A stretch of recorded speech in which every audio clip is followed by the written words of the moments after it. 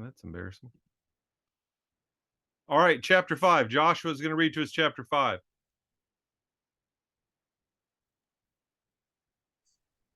My son, pay attention to my wisdom. Turn your ear to my words of insight, that you may maintain discretion, and your lips may preserve knowledge. For the lips of the adulterous woman drip honey, and her speech is smoother than oil. But in the end, she is bitter as gall, sharp as a double-edged sword. Her feet go down to death. Her steps lead straight to the grave. She gives no thought to the way of life. Her paths wander aimlessly, but she does not know it. Now then, my sons, listen to me. Do not turn aside from what I say. Keep to a path far from her. Do not go near the door of her house, lest you lose your honor to others and your dignity to one who is cruel. Lest strangers feast on your wealth and your toil enrich the house of another. At the end of your life, you will groan.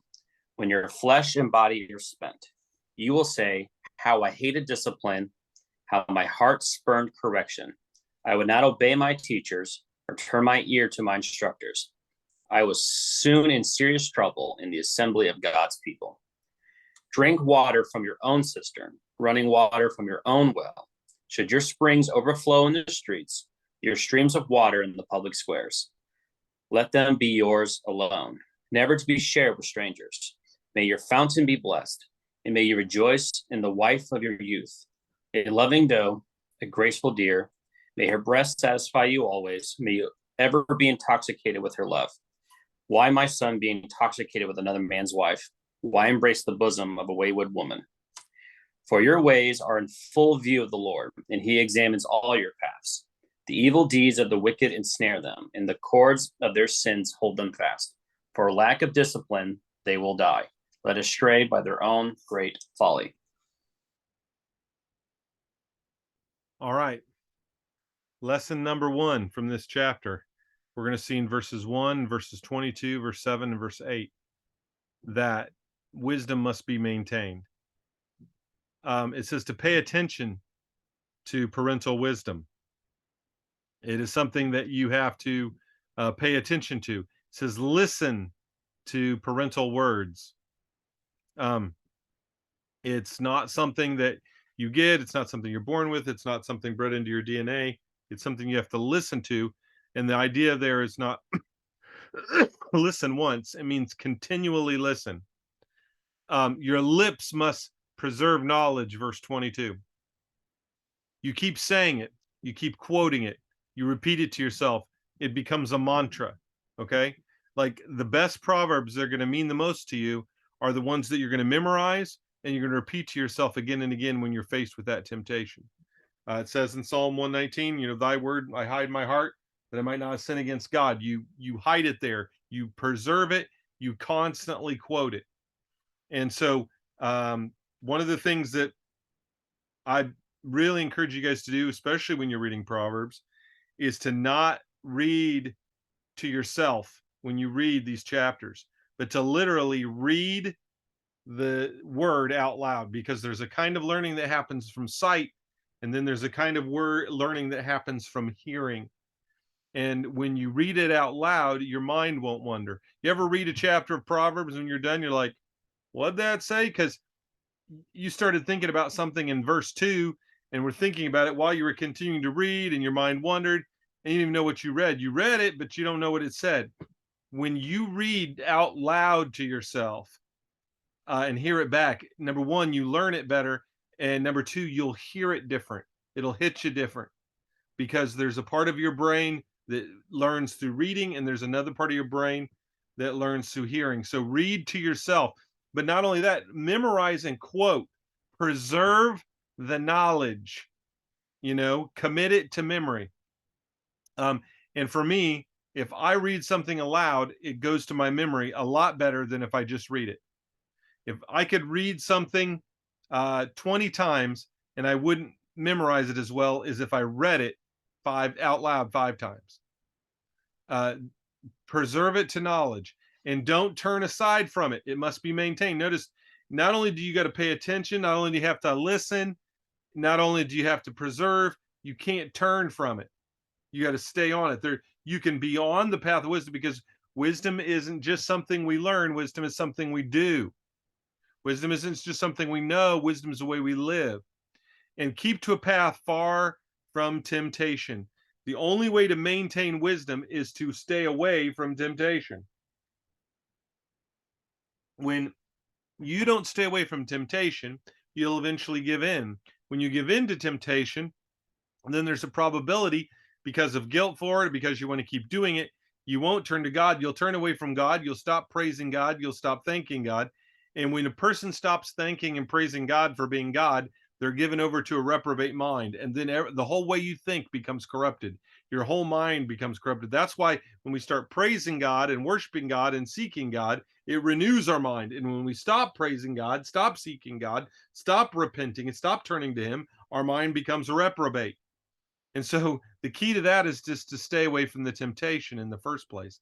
And the specific temptation that this chapter is going to start to deal with is sexual temptation, which I would imagine for you young men is probably the biggest temptation that you struggle with. And here in verse 8, it's telling us keep away from it, stay away from it. So, how does one avoid the adulteress? Why should one avoid the adulteress? Well, because she's subtle and deceptive. Um, the the wiles of a woman is not to be underestimated, and so uh, a woman, especially an immoral woman, she's subtle and she's deceptive. You don't even know you're being tricked. You don't even know you're being sucked in. And so, if you know of somebody who is um, not a good woman or not the right woman for you, or she's married to somebody else, if you feel any kind of attraction at all, keep your distance. Keep your distance. Let's say you become a preacher at a church, okay?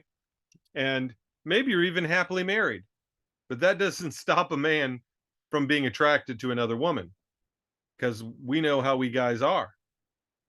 And you could have the purest heart in the whole world and love your wife more than any man ever loved a wife, but still feel attraction for somebody that's not your wife. That's just the nature of men. The eyes of man are never satisfied.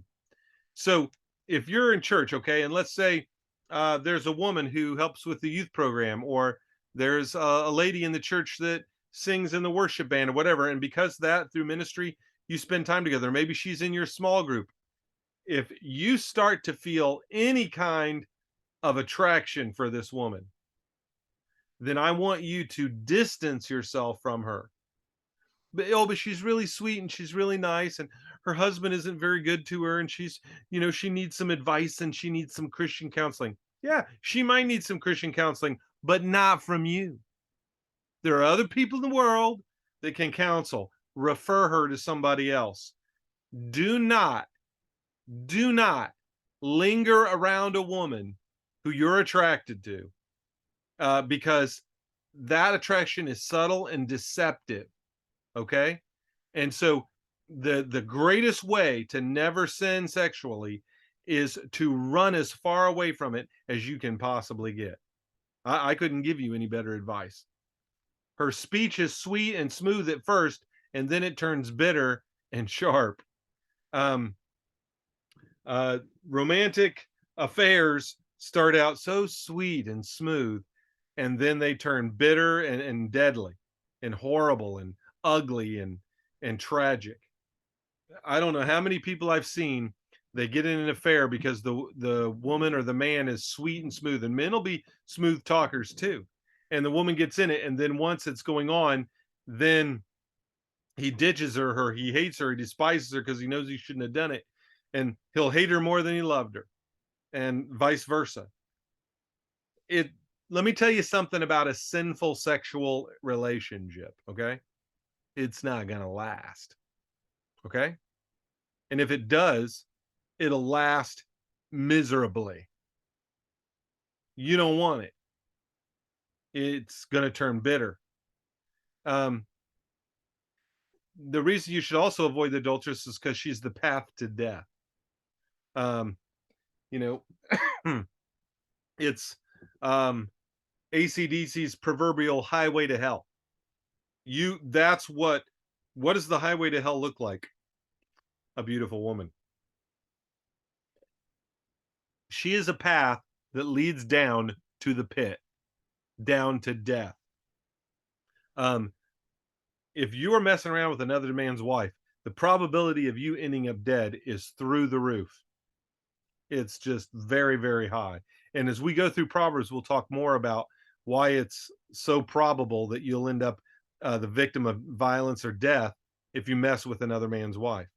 I mean, it's bad enough messing with someone that's not your wife when she's single. It's even worse when you're messing with another man's wife. I mean, you are just asking to get shot, because I'm not saying that would be right for a guy to shoot you for it, but it's a high probability. Um, she's a path to death, and if he doesn't kill you, hell will. Um, why? Because she doesn't think long term. She's only thinking about short term pleasure, not about long term consequences. Look, guys, you want to be able to say to your kids, I've been loyal to your mom and I never messed around with no other woman. I married your mom and that's it. It's been me and her. You don't want to have to confess to your kids some stupid indiscretion. You don't want to have to say, yeah, I messed around with another man's wife. That'll destroy your ministry. It'll destroy your reputation. Uh, think long term. Think about the consequences. Um, and because she's a crooked path, she's a windy path that you're going to go right off of. Verse 6. Because she's self deceived. Verse 6. She doesn't even know what she's doing is wrong. Somebody read verse 6 to us. Somebody have verse 6 there. Read it to us.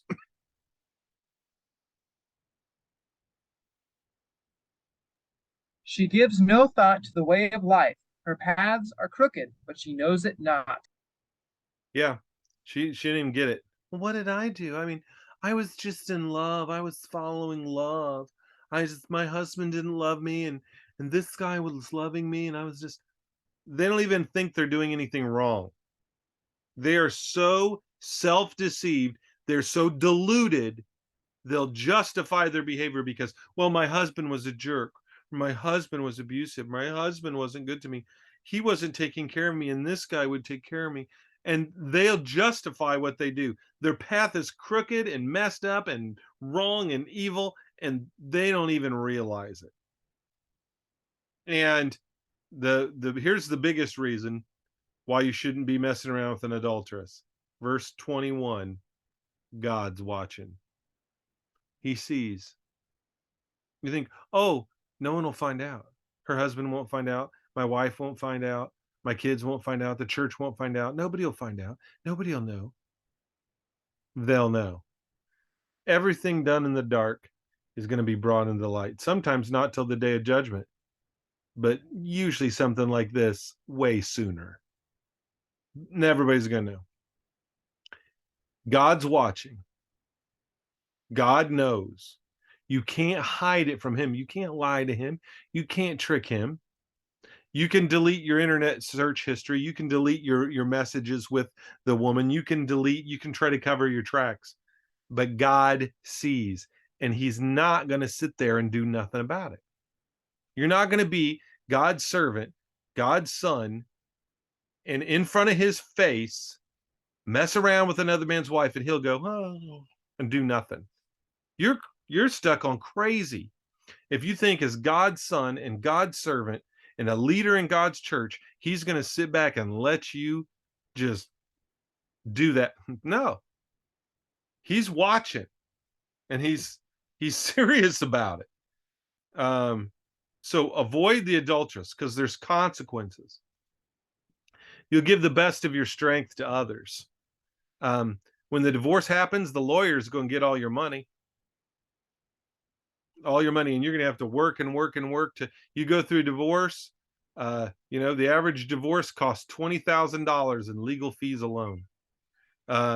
the best of your money's going to somebody else, and then you're going to be paying alimony, and you're going to be paying court fees, and you're going to be paying more for your kids, and you're going to be paying child support, and you're going to be paying for two houses, and you're going to be supporting your wife and her new husband in their nice house while you're living in a shack because that's all you can afford, because you got to pay her alimony, or not alimony but child support, and pay all this stuff because you went through a divorce.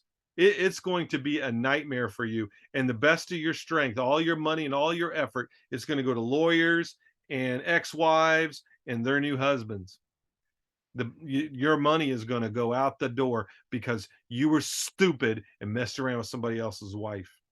You're going to give the best years to someone who's cruel.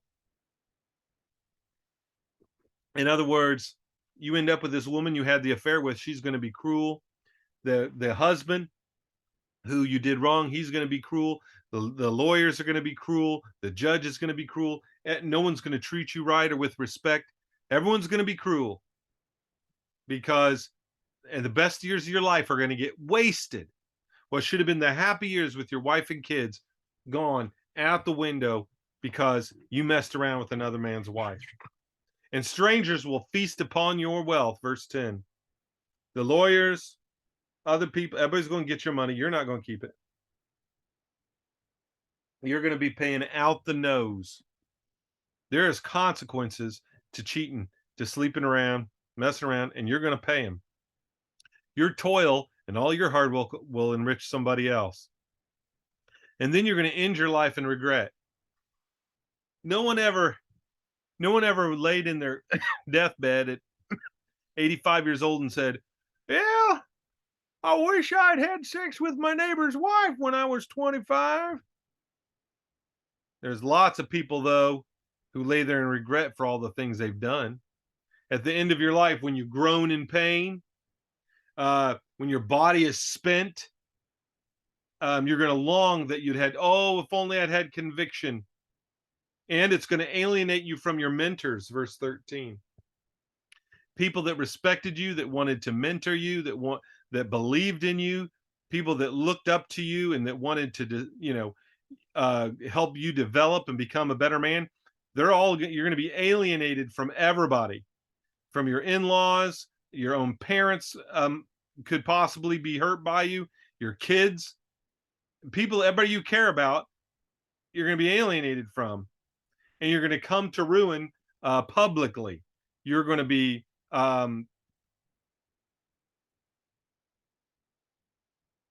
publicly humiliated, and you're going to have all that regret at the end of your life. And well, what kind of pain? What do you mean body spent? Oh, I don't know. AIDS, gonorrhea, syphilis, crabs, monkeypox. I don't know what you're going to get. Well, actually, it's not even adults. Americans, this comes right from the CDC. And Americans between the ages of 16 and 45, which all of you are, Americans between the age of 16 and 45, one out of every three has an STD of some kind. 1 out of 3. So when you go sleeping around, you have a 1 in 3 chance of getting some sort of weird, messed up, communicable disease from somebody. You're going to groan in pain.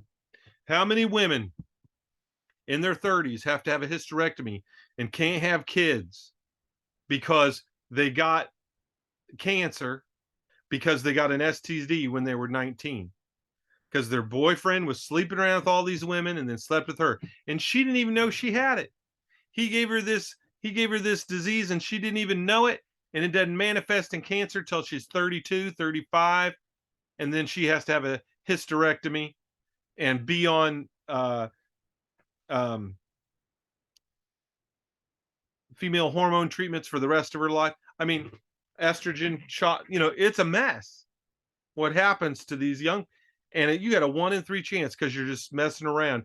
And when you're laying there and your body's all spent from your sexual immorality, and you're like, man, I wish I'd listened.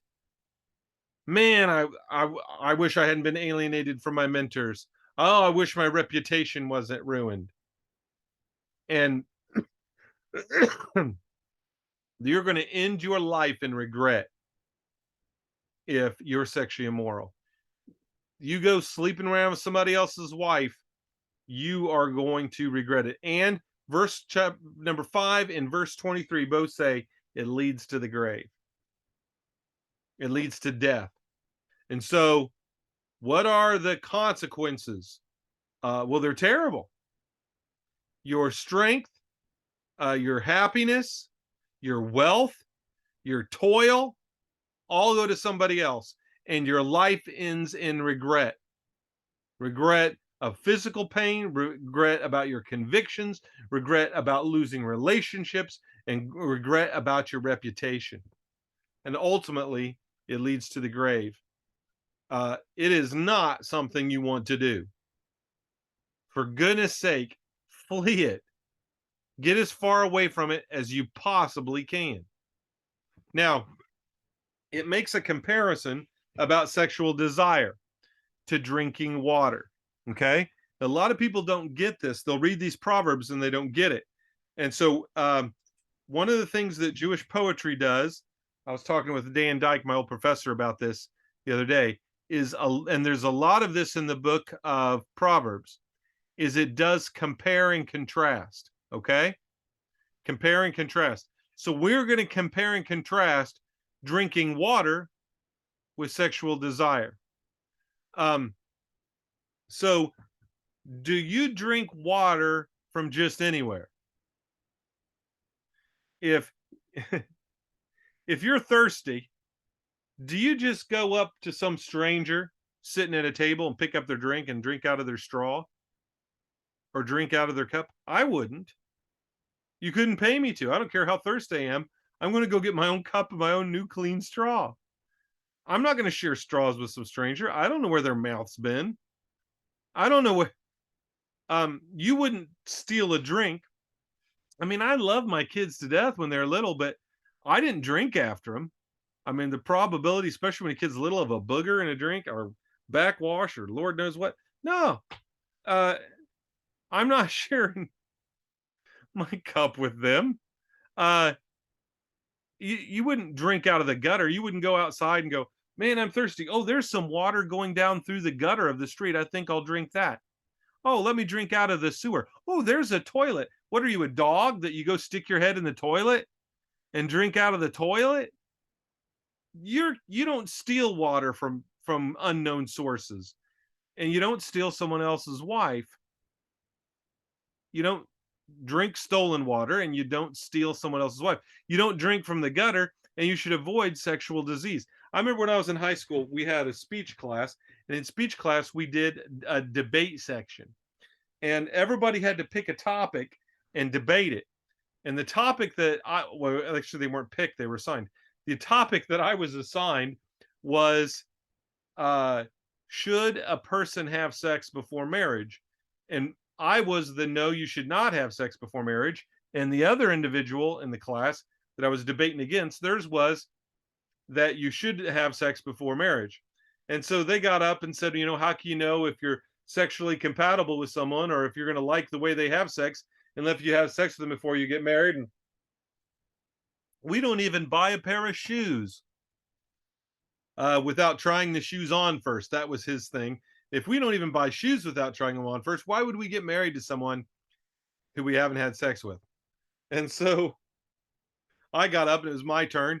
And so I'm basically saying it's really sad to me that to you, the sacred nature on the intimacy and the joy and the pleasure and the nature of a sexual relationship is something you compare with a pair of shoes. And I said, but still, I don't buy used shoes. I buy new shoes. And I don't go trying on shoes without socks at the I mean, and I said, if you go trying on enough shoes without socks, don't blame me when you get athlete's foot. And that's the point, is you don't drink from the gutter, because that you don't make your wife or your sexual experience like drinking from a gutter. A man, when he wants something to drink, he would dig his own well. He would have his own well. He knew it wasn't polluted. He knew animals weren't pooping in it. He knew nobody was peeing in it. He knew it wasn't salty. He knew it didn't have disease in it. He would have his own clean, fresh water, and he doesn't share it because that's not something you share. And so the author of Proverbs is comparing that to sex. You don't share your wife. You don't pour your wife's out like something in the gutter, and all this wife swapping and swingers and all this kind of junk. It's sick. You maintain your well rights. That was something that in the ancient culture, nobody could just come up and use your well. When you dug a well, it was yours. Do you ever remember how he would dig wells, and then other people would come along and try to steal his well rights, and they had to have these things where they would agree and make a covenant. I dug this well. This is my well. In fact, that's why they called it Jacob's well, and it's called that all the way up to this day. We know where it is. It's still there because you maintain your well rights. And likewise, you don't share your sexuality publicly. And there's some things that are supposed to be private. There's some things you don't share. You know what I mean? Are there some, like, you don't share forks with strangers? You don't share, bites of, you don't share underwear with someone, right? I would never share underwear with someone. Ooh, hey, you can borrow my jacket, but you can't borrow my underwear. There's some stuff that's supposed to be private.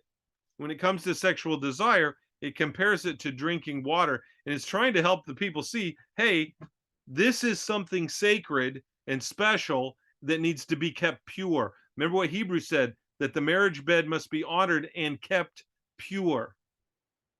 In order for a culture to be healthy, the sexual experience needs to be considered holy, sacred, private, intimate. And when we plaster it up on the movie screens or on the television screens, or we share it on the internet and we share it publicly, and put it out there for everyone, it's polluting and destroying something very, very sacred. Some things are private. There's a pure source, and then there's a polluted source. Have you guys ever, I don't know, read a book or watched a story or whatever, and there'll be like some people back in the day who were sailing across the ocean back when we didn't have, steam or, diesel motors or whatever, and they would sail across the ocean. And maybe there would come a time where there was no wind and the boat was just stuck out in the middle of the ocean, not moving, and they run out of food and water. Well, what would the sailors be tempted to do? You guys tell me, what would they be tempted to do? They're really thirsty. Drink the ocean water. Okay, well, what happens, Braden, when you drink the ocean water? The salinity and the salt in your body doesn't mix together very well. It actually dehydrates you because the salt pulls that moisture to the wrong places. And so after you drink, are you less thirsty or more thirsty? More thirsty. Right. So is it a natural desire to want to drink water? Yes. Do we need to drink water? Yes. Does seawater look like good water? Yes. But is seawater good for us? No. So the problem with sexual immorality is you were not designed to drink salt water, and you were not designed to have sex outside of marriage. Now, the example I've used a bazillion times and I always use is, imagine a brand new Corvette. Okay, let's think about one of these C6 Corvettes, the rear, mid-engine Corvette, these brand new cool cars. you're driving one, you got a 6-speed, you're jamming through the gears, you're driving out over by Mississinawa Lake, okay? You're cruising along, you come down the boat ramp and you drive that Corvette right in the water. What's the Corvette going to do? It's going to sink, because the Corvette, as cool as it is, was not designed to go in water. And when you tow that Corvette back out of the water, is it going to run? No, the car is going to be ruined. In fact, it'll be totaled. It'll cost more to fix it than to buy a new one. That Corvette will be because that Corvette, though it's designed and it holds the record at the Nuremberg track for going around the track the fastest of any production car, though it's only $59,000 and it'll beat $250,000-$300,000 Ferraris and Lamborghinis, though it's one of the best sports cars ever created, it was not designed to go into the lake. Likewise, if you take a boat, you've got a really fast speedboat, and you're out on the lake, and you go running out, you go full speed up to the marina and up to the boat ramp, and you don't put it on a trailer, and you just run it up on the ground as fast as it'll go. It's going to crack the hull. It's going to put a hole in it, and it's going to ruin that boat. And when you take that boat and try to put it back in the water where it used to go so fast and do so good, it's just going to sink, because it was not designed to go on land. The best speedboat was not designed to go on land, and the best Corvette was not designed to go in the water. And you take them out of their element, not only will they not function right out of their element, then when you put them back in their element, they won't function right anymore. And if you guys go having sex with a bunch of girls, you go looking at pornography all the time, you're looking at porn and masturbating to porn, it's going to mess up your mind. Not only were you not designed to do that, if you do that, then when you go get married and you try to do what you were designed to do, things aren't going to function right. Things are going to be broken. And if any of you guys are secretly struggling with pornography addiction, you have to confess it to someone. You have to quit, and you need to take some time for healing before you even get in a relationship or whatever, because it's going to mess up your sexual experience. In the 1940s, they did some studies, and the average guys in their 20s, only 4% of them had erectile dysfunction, where they couldn't get an erection easy. 4% in the 1940s. Now, today, in the 2020s, it's like 30% of guys in their 20s have erectile dysfunction. And it has to do with pornography. Looking at pornography has desensitized them, so that now when they look at a naked woman, it's not salacious enough to get them turned on. They've broken their minds on porn. They've ruined themselves. And then they're going to get in a situation where they get married to some woman, and because it's not as new as exciting as the constant all this different porn and exotic crap they were looking at, their mind is now wired to only get turned on in those extreme circumstances, and they can't function in their own marriage, and they can't please their wife and meet her sexual needs, because they ruined their minds on porn. And there's a whole generation, I'm talking 30% of men in their 20s are messed up because of porn. Because some things are meant to be private. You weren't meant to look at all those naked women. You just weren't meant to. That's not what you were designed for. And just like you run a Corvette in a lake, every time you look at porn, you're rewiring your brain for evil, not for good. And so some things are private. And you looking at a dozen different women on a dozen different porn sites, that's going to mess you up. That you are partaking in something that God did not design your brain and your body to handle that. And it's going to take you starving your eyes and not looking at anything salacious for months. I've seen studies where how long it takes a person to deprogram off of porn. And it takes sometimes months and years of not looking at it before their body will start functioning again. But you have to starve your eyes of anything like that to get your body to realign, because a natural healthy male, you put him in the presence of a naked woman, he's going to get turned on. And 30% of young men, that ain't true for them anymore because they looked at too much porn. And I'm telling you, if some of you are struggling with this, you need to start yesterday at getting help, because it's going to ruin your marriage and it's going to ruin your life. And it's not going to be, you're going to miss out on what God desired.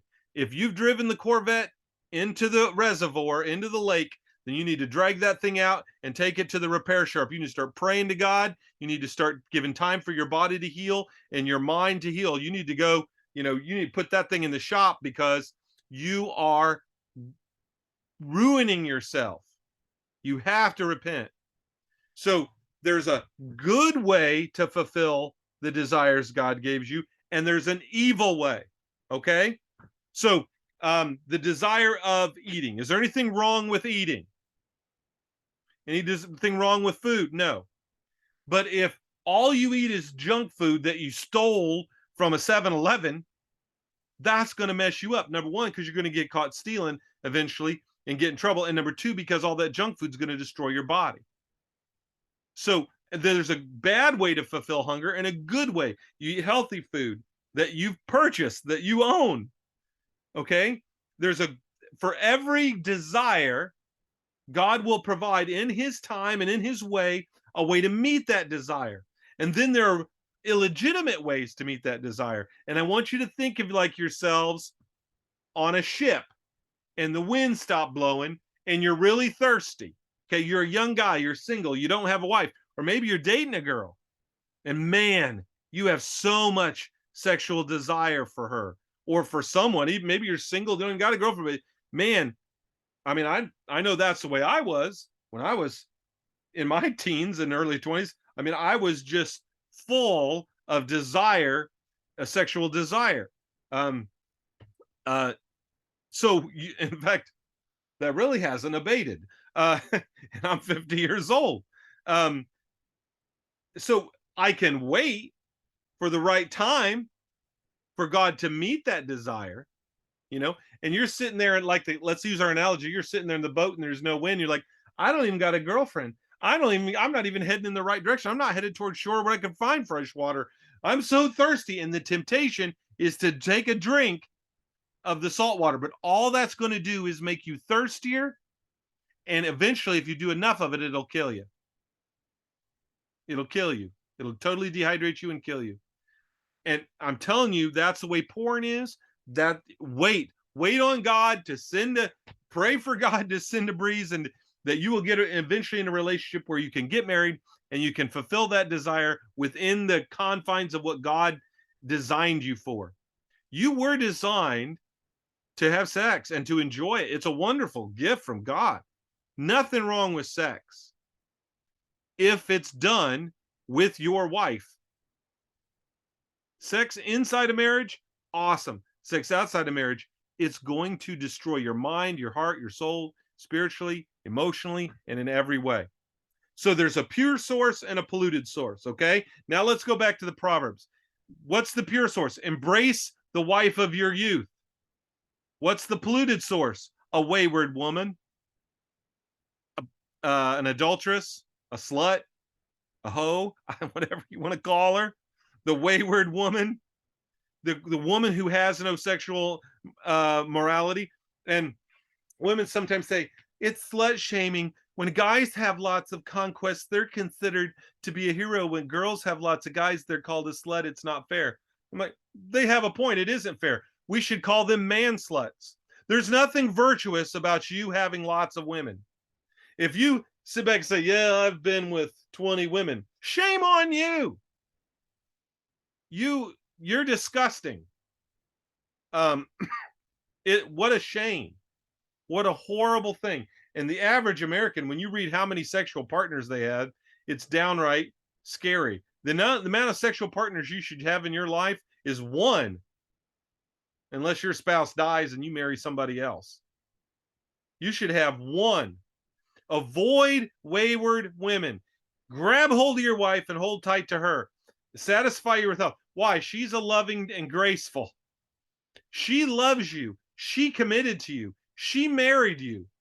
She's full of God's grace but the wayward woman, she is stolen and dirty.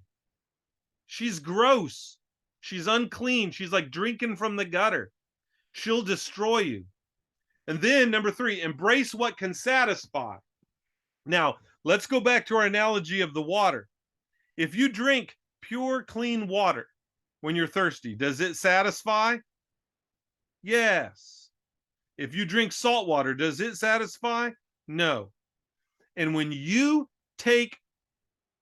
look at porn, or you look at another man's wife, or you sleep with some other woman that's not your wife, when you fulfill sexual desire in an ungodly way, it will not satisfy you.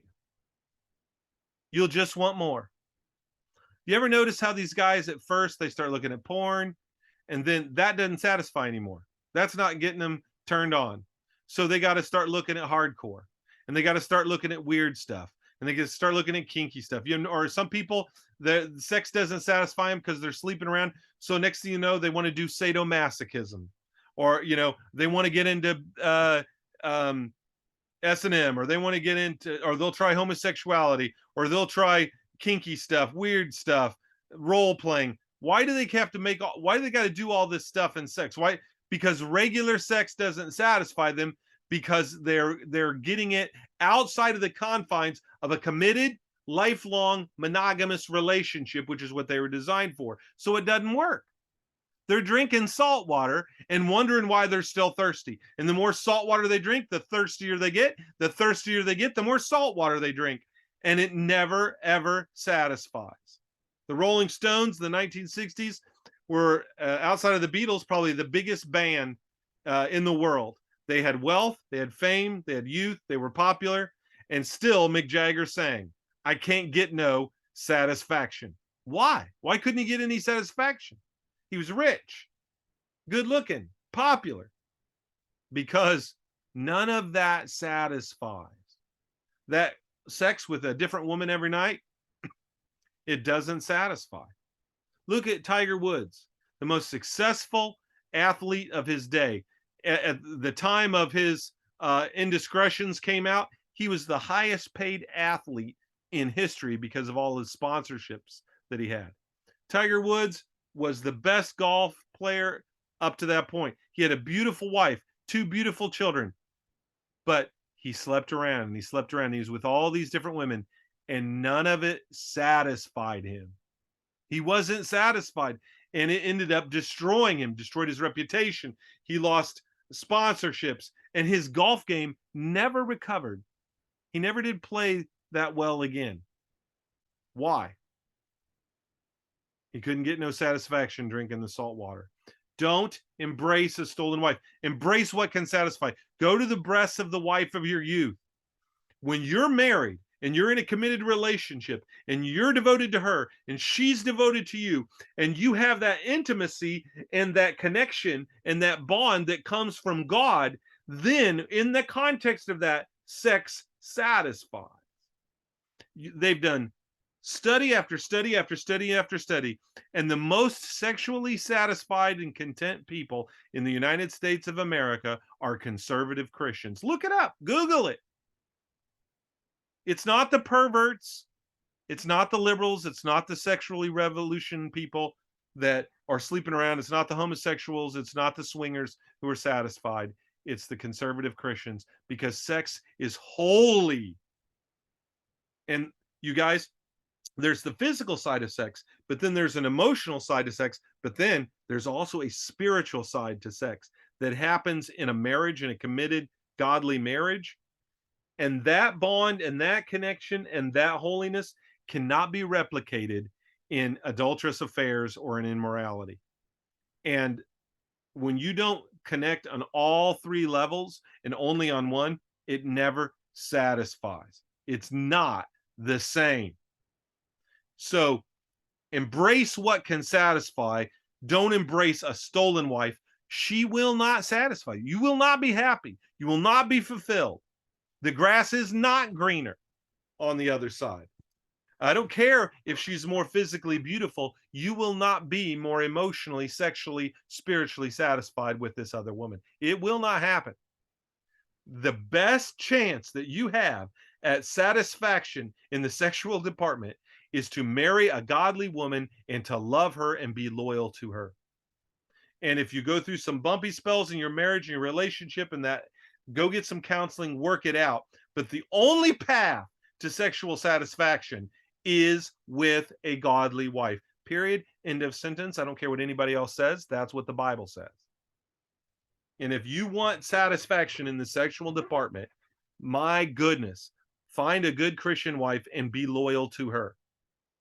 Because you're not going to find it in another man's wife or in some strange woman. Be taken captive by your wife. You know, it's like the song, I put a spell on you. You guys know that song? I love that song. Because you're mine. You need to allow your wife to put a spell on you. In other words, be taken captive. You belong to her. Your eyes, they don't look at other women. You don't try to fill some sexual desire by looking at porn. You don't try to fill your sexual desire by looking at another woman, staring at another woman. You don't look at movies or television or some woman at your work. You don't look at other women. You make yourself a captive to her. Okay, so I went into the hospital a week ago, and we'll take a break after I tell the story. And I hadn't eaten anything all day. I don't know if I told you guys this last week or not, but I hadn't eaten anything all that Sunday. I went to the hospital. I was in so much pain. And by the time they got me on the medication, the pain went away because they gave me the blood thinner. And then all of a sudden I was starving. And I said to the lady in the emergency room, I'm getting moved up to a room tonight, but could you get me some food? And she said, I'm sorry, honey, the cafeteria is closed. She says, I might have one of the box lunches. I'll look. So she found one of the box lunches in the fridge of the emergency room. And she, as they were wheeling me to go upstairs, she came and set it on my bed. And she said, here, take this upstairs with you. So they wheeled me up to my room, put me in my room, hooked my IV up, and I'm sitting there. And so now I can eat. And I opened it up. There was a bag of pretzels, a granola bar, a little thing of applesauce, and a turkey sandwich. You guys, that was the best turkey sandwich I've ever had in my life. And it wasn't because it was such a great turkey sandwich. It was because I was hungry and that satisfied. One of the Proverbs we'll read later is a person who's full, to them, honey tastes gross. But to a person who's really hungry and starving, even something bitter will taste delicious. Have you guys ever went swimming all day or, exercised a lot? Maybe you went hiking or swimming where you did a lot of exercise, and then you get a lunch and it's just like an apple and a bologna sandwich. And you're like, I don't even like bologna, but you take a bite because you're so hungry. You're like, wow, this is the best bologna in history. What is this magic? Oh, bologna. Because you're hungry. When you're hungry, bologna even tastes good. And you're like, wow, and so if you will not look at porn and you will not look at another woman and you will not gaze at the naked form of other women, and you'll be loyal to your wife and you allow her to take you captive so that your eyes are slaves to her, your heart is a slave to her, your mind you are all about this woman, then when you're alone with her and she's your wife and she undresses, I'm telling you what, you have saved up all that hunger, sexual desire to be spent on just her, and you will be ravenous and she will be delicious because you weren't looking at anybody. And you can have an average looking wife, but I'm telling you what, she will be a 10 in your mind because you have been loyal to her and saved up your desire for her. There's some guys that they're rich, they're wealthy, they could have any woman they want and they don't want any of them, and none of them satisfy. And then there's some guys who just got a good, godly wife, who's a sweet girl, who loves him and he loves her, and he has been taken captive by her, and her breasts satisfy. Her sexual attention satisfies him 100% because he wasn't meant to go feasting on all these other women. He was meant to be with her. We'll pick up with there in 10 minutes. We'll come back after a 10-minute break and we'll pick up there. Let me hit pause.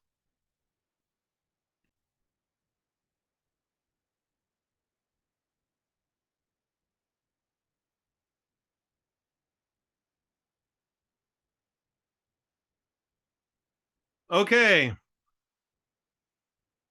So we covered some things are private, random thoughts.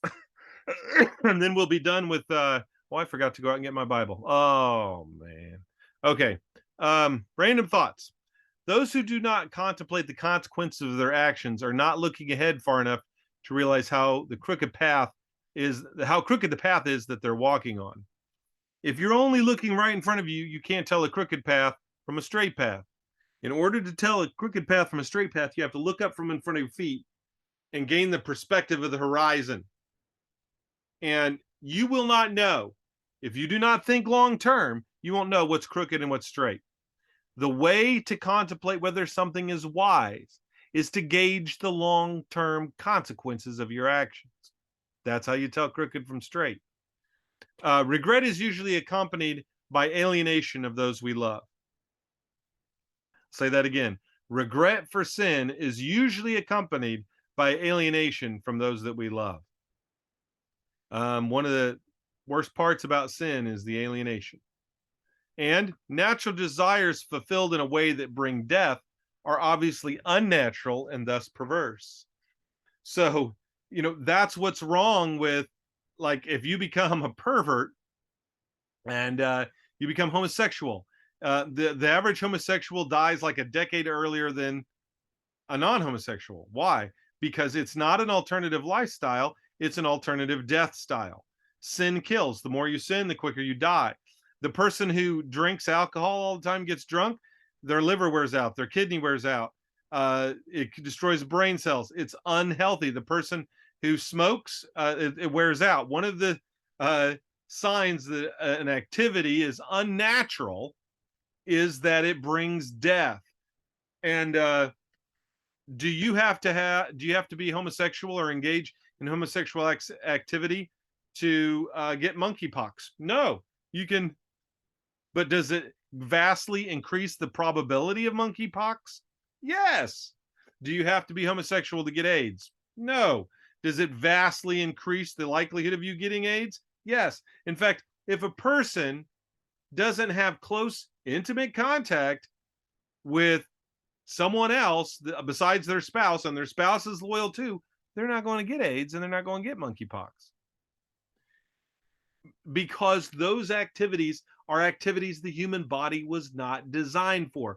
We were not designed to share physical, sexual intimacy with a whole bunch of people. It kills. It's not natural. That's why we call it perverted, because it's like drinking salt water. It will not satisfy. So some questions for you to ask. Is there sin in your life?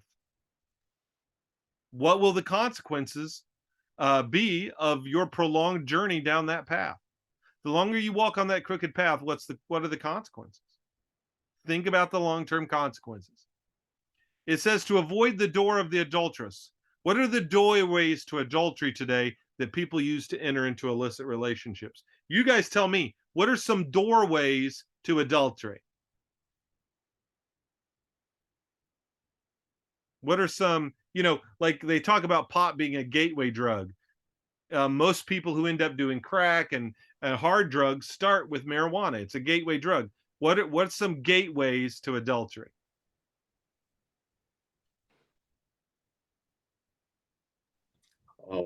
I'd reckon trying to see if you still have what it takes to flirt with somebody or something. Guys. Flirtation Yeah. is a doorway to adultery. What else?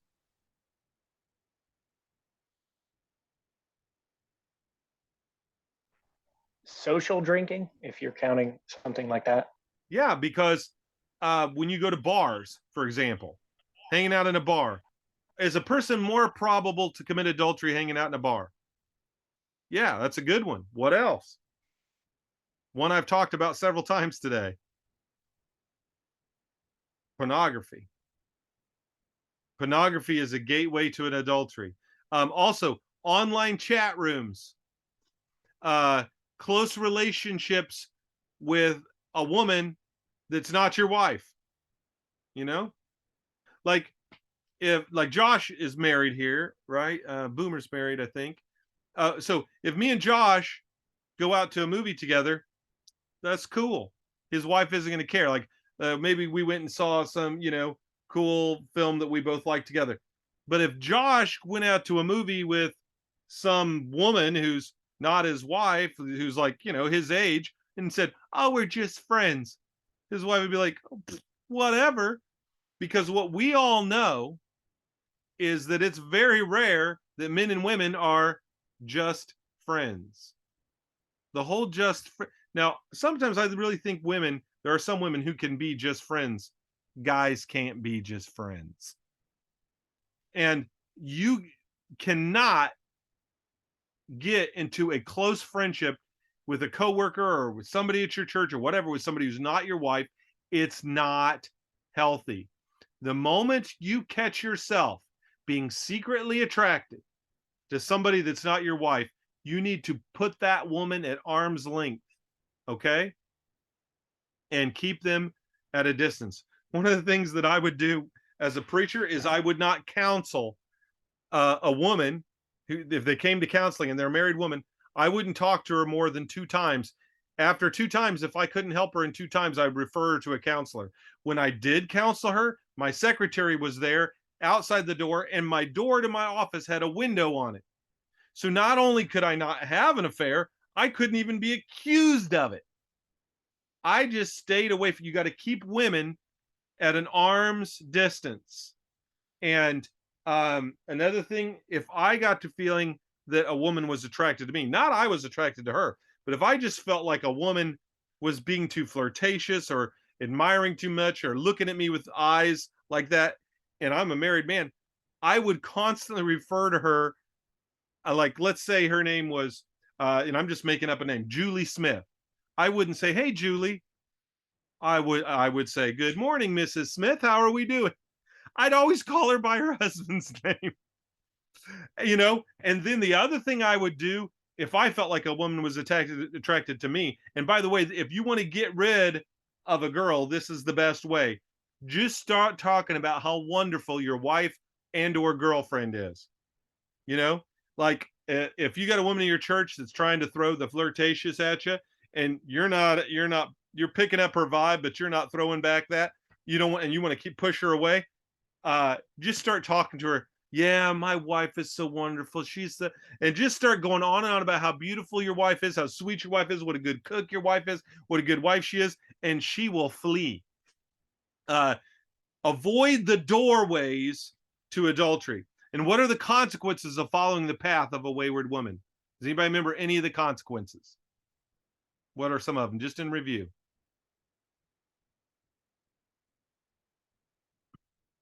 You can go back and look at the list if you want to.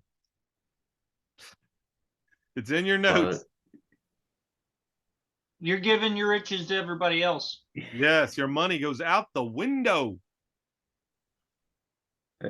At the end of life, you completely regret all the bad choices you made, including that. Okay, so regret. It brings death. Yes. It brings death. That's and we'll talk more about that. We'll get to the jealous husband a little bit later in Proverbs, so I'm not going to spill the beans on that yet and vamp on it right now, but we'll get to that. Okay, that's cool for now. Somebody got Proverbs chapter 6. Let's read it. Joshua, could you do us the honors again? You're such a good reader, Josh.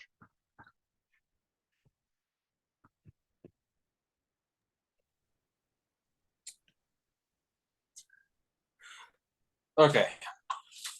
My son, if you have put up security for your neighbor, If you have shaken hands and pledged for a stranger, you have been trapped by what you said, ensnared by the words of your mouth. So do this, my son, to free yourself, since you have fallen to your neighbor's hands. Go to the point of exhaustion and give your neighbor no rest. Allow no sleep to your eyes, no slumber to your eyelids.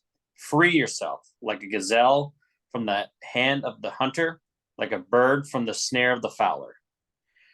Go to the ant, you sluggard. Consider its ways and be wise. It has no commander, no overseer or ruler, yet it stores its provisions in summer and gather its food at harvest. How long will you lie there, you sluggard? When will you get up from your sleep? A little sleep, a little slumber, a little folding of the hands to rest, and poverty will come on you like a thief, and scarcity like an armed man. A troublemaker and a villain who goes about with a corrupt mouth, who winks maliciously with his eye, signals with his feet, and motions with his fingers, who plots evil with deceit in his heart. He always stirs up conflict. Therefore, disaster will overtake him in an instant. He will suddenly be destroyed without remedy. There are 6 things the Lord hates, 7 that are detestable to him: haughty eyes, a lying tongue, hands that shed innocent blood, a heart that devises wicked schemes, feet that are quick to rush into evil, a false witness who pours out lies, and a person who stirs up conflict in the community. My son, keep your father's command and do not forsake your mother's teaching. Bind them always on your heart. Fasten them around your neck. When you walk, they will guide you. When you sleep, they will watch over you. And when you are awake, they will speak to you. For this command is a lamp. This teaching is a light. And correction and instruction are the way to life, keeping you from your neighbor's wife, from the smooth talk of a wayward woman. Do not lust in your heart after her beauty, or let her captivate you with her eyes. For a prostitute can be had for a loaf of bread, but another man's wife preys on your very life.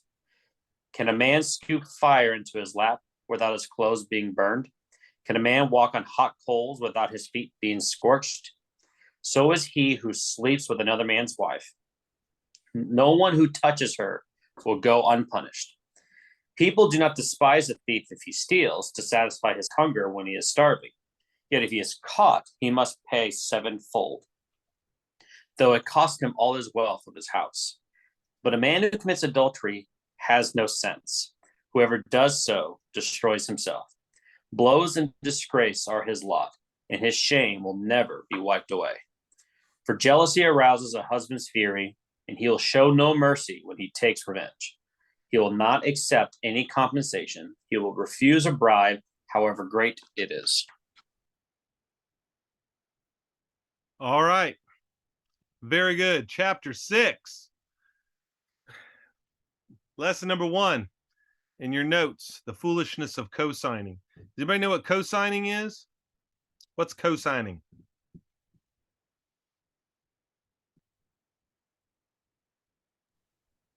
When someone takes the responsibility of a loan, you also co-sign to take responsibility of said loan. So if he can't pay it, you're paying it. Right. So you put up security. Let's say you say, well, my son's going to borrow some money for a car, and if he doesn't pay, then you can have my car. Okay. Well, that's just dumb. If you co-sign, you've done something really, really stupid. The Bible in Proverbs again and again talks about the foolishness of putting up security for somebody else. If you, which is really what ticks me off, because it's what the government does to us. When the government goes into debt, and then I'm the taxpayer, I've got to pay it. They're forcing me to co-sign against my will, and it's a trap. You know, as look at verse 2, it says it's a trap. Admiral Akbar would be like, "That's a trap." You know, it's not a good thing. Free yourself from your neighbor. Humble yourself and ask out. Don't sleep till you're free. A co-signed loan is like a snare. You're gonna regret it. How many people have I seen? Oh, my poor grandson, he can't get a loan on a car, so I'm gonna co-sign. And then the kid's a louse and he ends up not paying, and the car gets repossessed and grandma has to pay for it. And I have just seen people get totally, they co-sign for a new spouse, they get married and co-sign for their spouse, and then the spouse cheats on them and leaves, and they end up paying for a truck they don't even get to keep. It's stupid. Some loans are predatory. I mean, the high interest credit cards should be illegal. These rent to own places in poor neighborhoods, or these get check to cash now, these places charge huge interest, huge fees. They're predatory. They're preying on the emergencies and the needs of the poor, and it's wrong, it's immoral, it's evil, it shouldn't exist.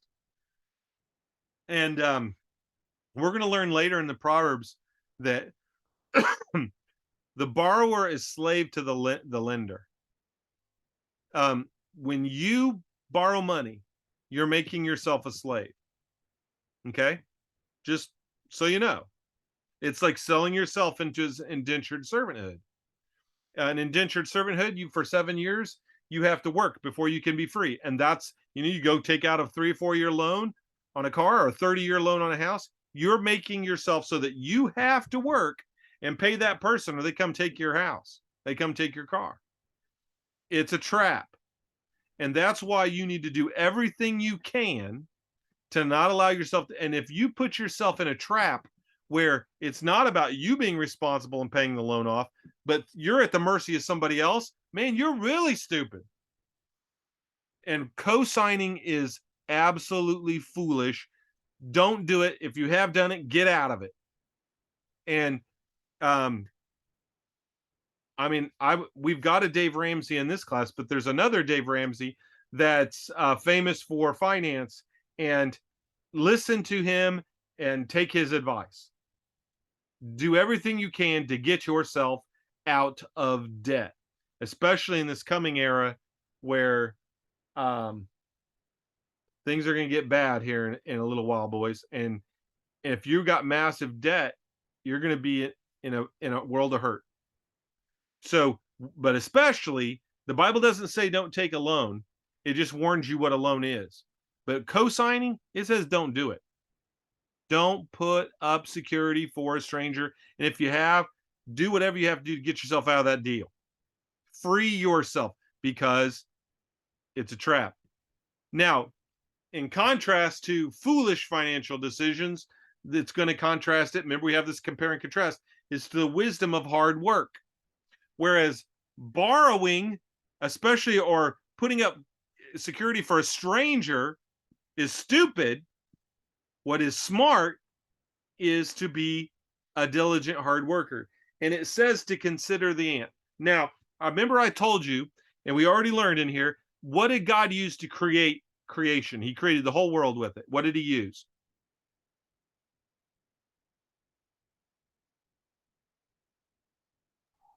Wisdom.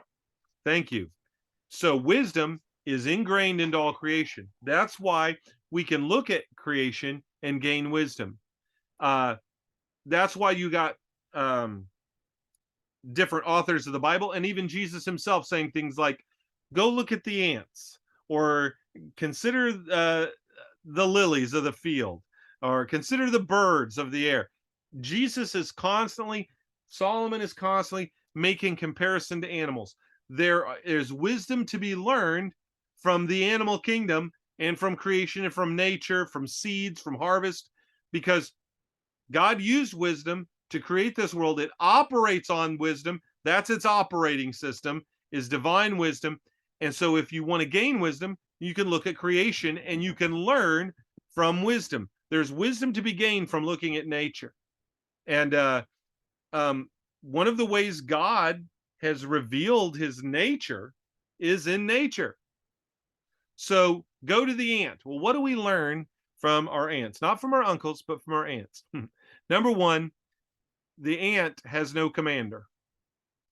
He's self-employed, verse 7. You don't need a commander to be industrious. And if you do have a commander, if you do have a boss or employer, you need to act like you don't. Like you're working for Jesus himself. It's just you and God. You need to be a self-motivated person, verses 7 and 8. No commander comes up to the ant and gives him his instructions for the day. He is industrious. He is self-motivated. Now, you guys are going to go become preachers. And if you want to just show up and preach on Sunday and go on autopilot and hang out and hide in your office all day and be a lazy bum and waste hours on the internet, no one's probably going to know. But God will know, and you'll know, and your productivity will show it. You have to be self-motivated. You cannot be an evangelist that's effective without being like an ant, self-motivated, because ultimately the elders aren't there with you every day holding your hand. You have to be like a self-employed guy. You have to be a self-starter, self-motivated. Next, an ant is smart because it stores up in times of plenty for times of need. Okay, it's like that principle that Joseph employed with Pharaoh. You're going to have 7 years of plenty, so store up during the time of plenty for the 7 years of famine. Here's something inevitable in your life. There's going to be multiple economic downturns and multiple economic booms. All through history, there have been booms and busts, booms and busts. There's been famine and there's been plenty. That is the ebb and flow of all history. And it's not going to change. Just like there are seasons in a year, there are seasons in a century of things ebb and flow back and forth. So there's going to come times in your life where you're making good money, more than you need. During the times of plenty, if you got a brain, you're going to squirrel away for times of need. It is crazy not to have some savings. Don't spend every cent that you earn. Store up for times of need. If you think that you can spend every cent that you get and live hand to mouth forever and not come to a time of need in your life, you're crazy. There's times where you have more than you need. Now, you never have more than you want. If you go get everything you want, I got a pay raise. Now I'm going to go get a fancy new computer or a big flat screen TV, or I'm going to go buy a new car, or I'm going to get a bigger house. If every time you get a pay increase, you up your debt, then you're never going to have what you need for times of need. It's okay to save up for something nice or to buy yourself something nice when you get more money, but not to the point where you're not saving. Wisdom saves some, holds some back for future time of need or investment. If you got this money saved up and you're like, ooh, there's an investment opportunity. If you didn't save and you wasted all your extra money, you see that great investment go, I wish I had extra money. I'd invest in that and I could make a killing. But when you have saved up and you have $20,000 sitting in a bank and an investment opportunity for a business comes along, you can buy it and make money. Because I'll tell you what, it takes money to make money. And if you don't ever save any up, you're not going to have any extra to make a great investment. You can really maximize your financial future by storing up in times of plenty for times of need. Hear me out. If everybody had stored up during the 7 years of plenty, like Pharaoh did, they wouldn't have lost everything to Pharaoh. But because only Pharaoh stored up, when the times of plenty were gone, the times of need came, after they spent all their money, they didn't have anything left. They had to sell their land and deed all their land over. And Pharaoh went from being the leader of all the noblemen owning land to being the only one owning land. And Pharaoh greatly consolidated power. And that's what led to the Hebrews eventually being enslaved, is because Pharaoh used that principle Joseph taught him and nobody else did. And it made him too powerful. And then it works hard even in times of abundance. Verse 8. Don't go, oh, well, I got more than I need. I'll kick back. I'll slack off a little bit. I'll take it easy. No, the ant works hardest in times of plenty. Is it smarter to work harder when you're making more money or work harder when you're making less money? It's smarter to work harder, make hay while the sun shines, guys. Strike while the iron's hot. Plant in season. I don't care what the analogy is you use. When the money's coming in, that's the time to really grab it and store it up and save it up. So ants, they're this dumb little animal, the tiny little thing, but because they were programmed by God, they have inbred into them wisdom of creation. And look at this, even a stupid, dumb, instinctual creature like an ant has wisdom. Learn from it. Learn from the wisdom of creation. Now, what does the fool do? Okay, compare and contrast. We got the industrious ant, and then we got a lazy fool. What's a fool do? They just lay around. What's an ant do? They're out there working. Nobody's even telling them. They're self-motivated. They're self-starter. One of the ways Dad became successful is he just worked harder than everybody else, or than most people. He didn't sit around watching TV. He didn't sit around playing sports. He didn't sit around wasting his time. He produced books. You guys see all the writings, all the pamphlets, all the stuff Dad produced. How did he find time for that? Because that was his hobby. He was a self-starter. No one had to say, George, go write an article on this or go write it. And when he first started, he wasn't that good, and it wasn't that good. But the more he did it, the better he became. And he honed his skills for, years and years until he became very efficient at it. He recorded all his sermons. He kept all his lessons. He didn't just write a sermon and pitch it, throw it in the dustbin. He kept all his outlines. He kept all his notes. On this laptop computer of mine, I've got every sermon and every PowerPoint I've used for the last 22 years on all kinds of topics and all kinds of things that I can reuse and that I can hone and make better and get better and better and better at. Start producing. The way I became a songwriter and effective at writing music was I just started writing bad songs. The way I became efficient at writing poetry is I wrote bad poetry till it got better at it.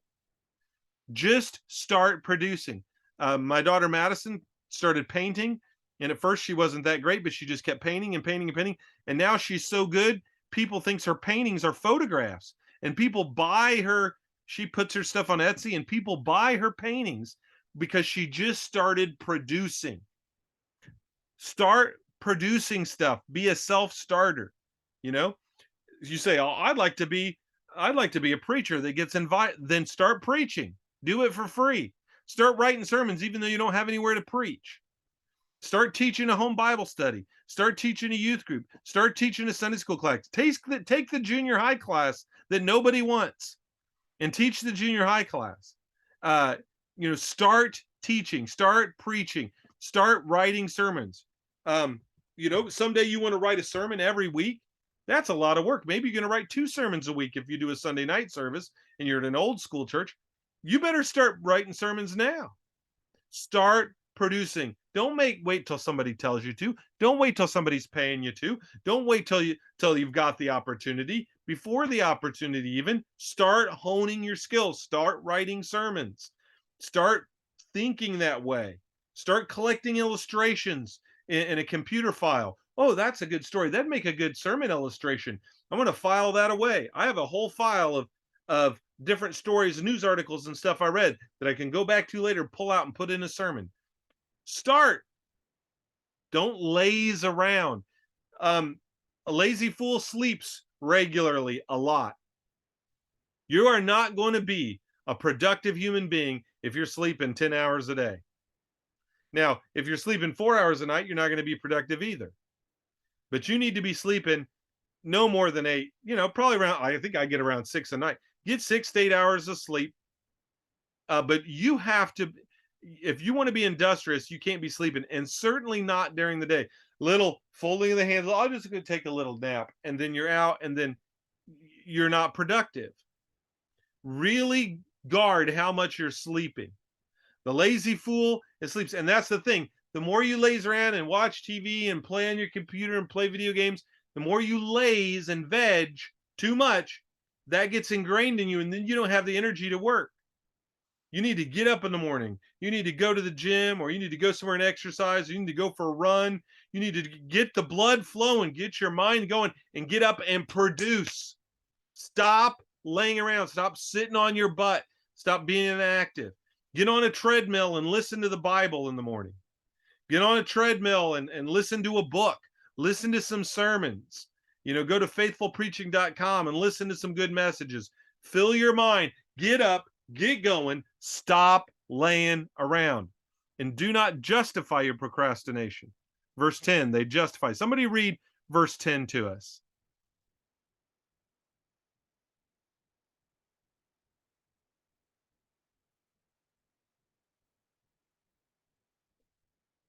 Somebody got verse 10? It's not NIV, but That's fine. a little sleep, a little slumber, a little folding of the hands to rest. Yep. Just a little.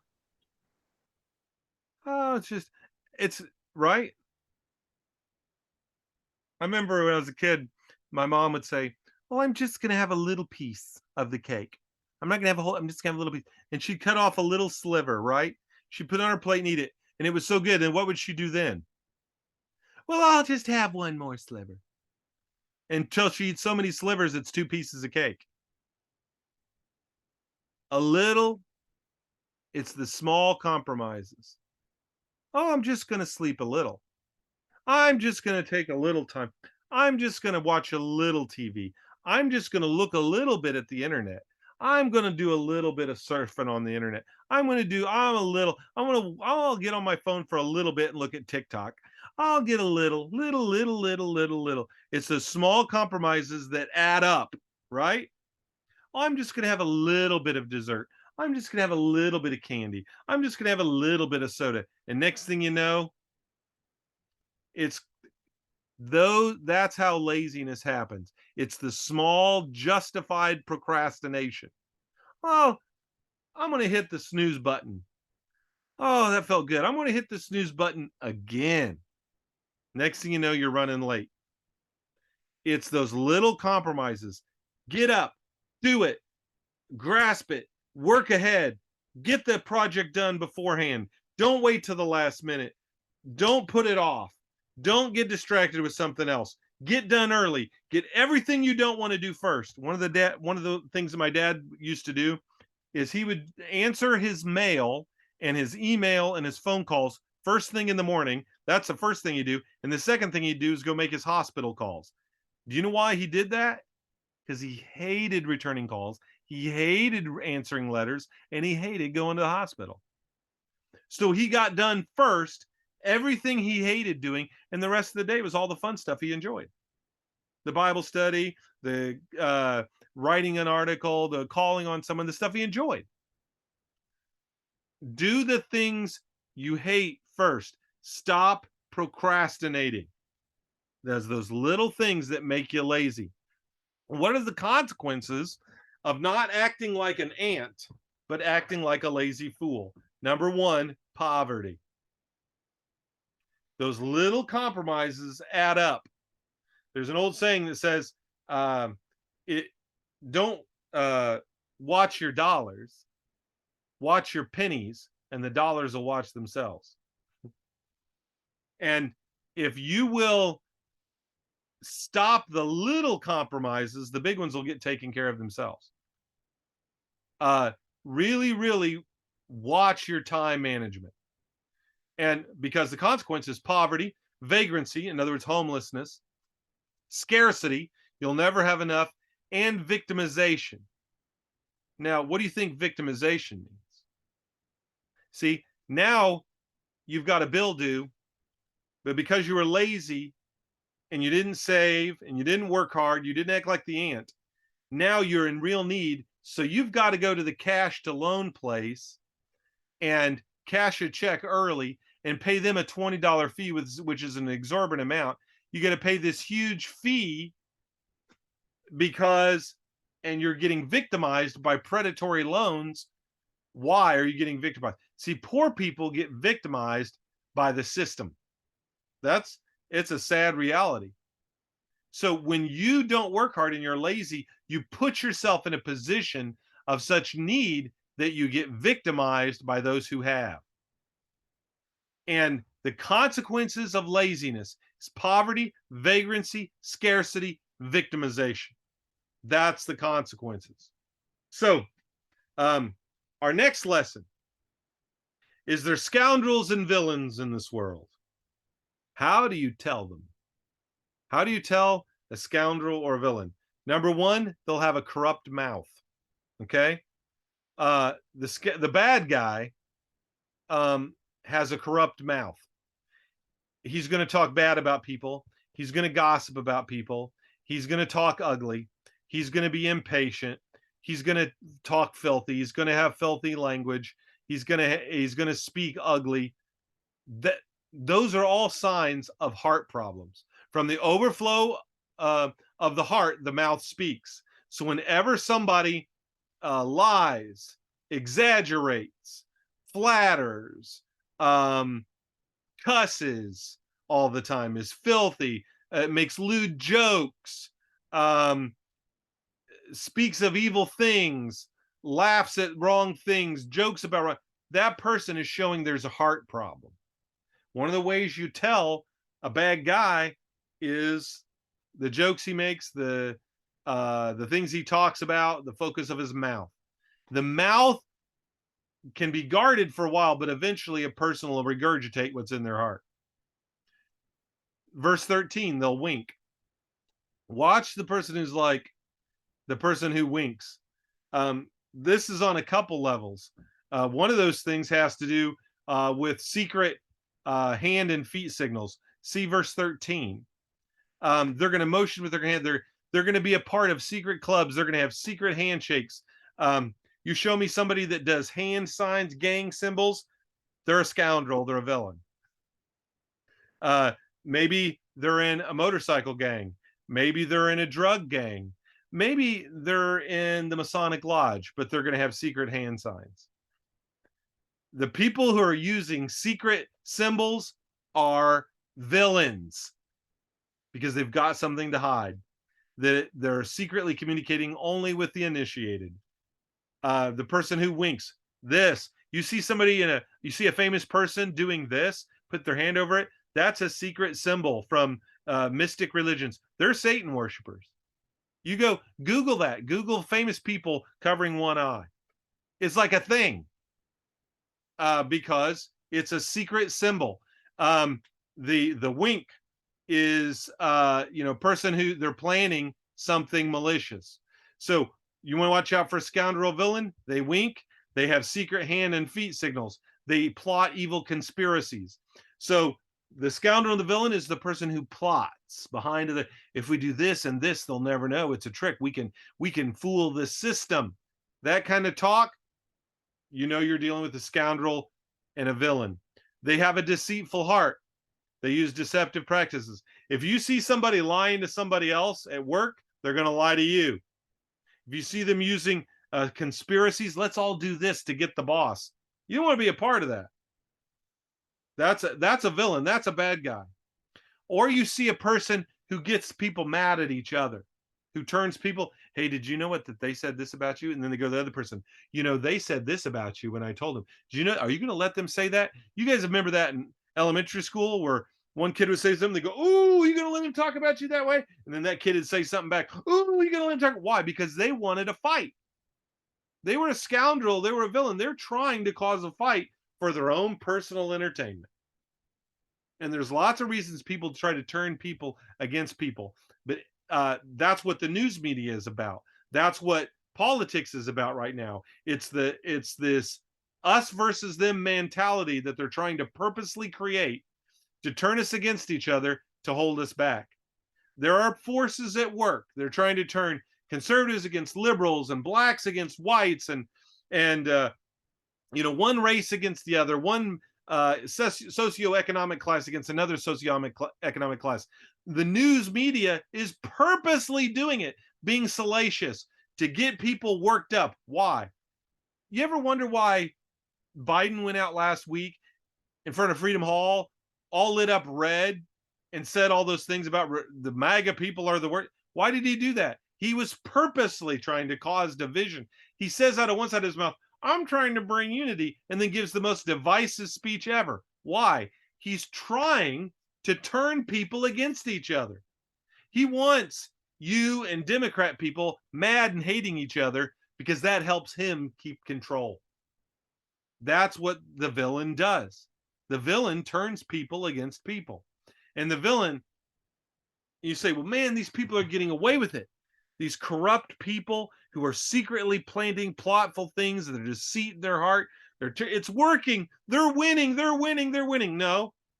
As Johnny Cash said in the prophet of our day, in all his wisdom, you can run on for a long time, but sooner or later, God will cut you down. And that's what's going to happen.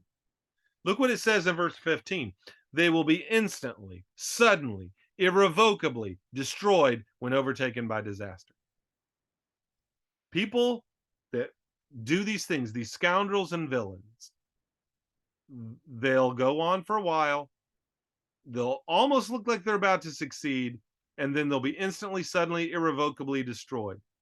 Gotta wait. But then when God drops the hammer, boom, they're gone. Where'd they go? They're just out of here.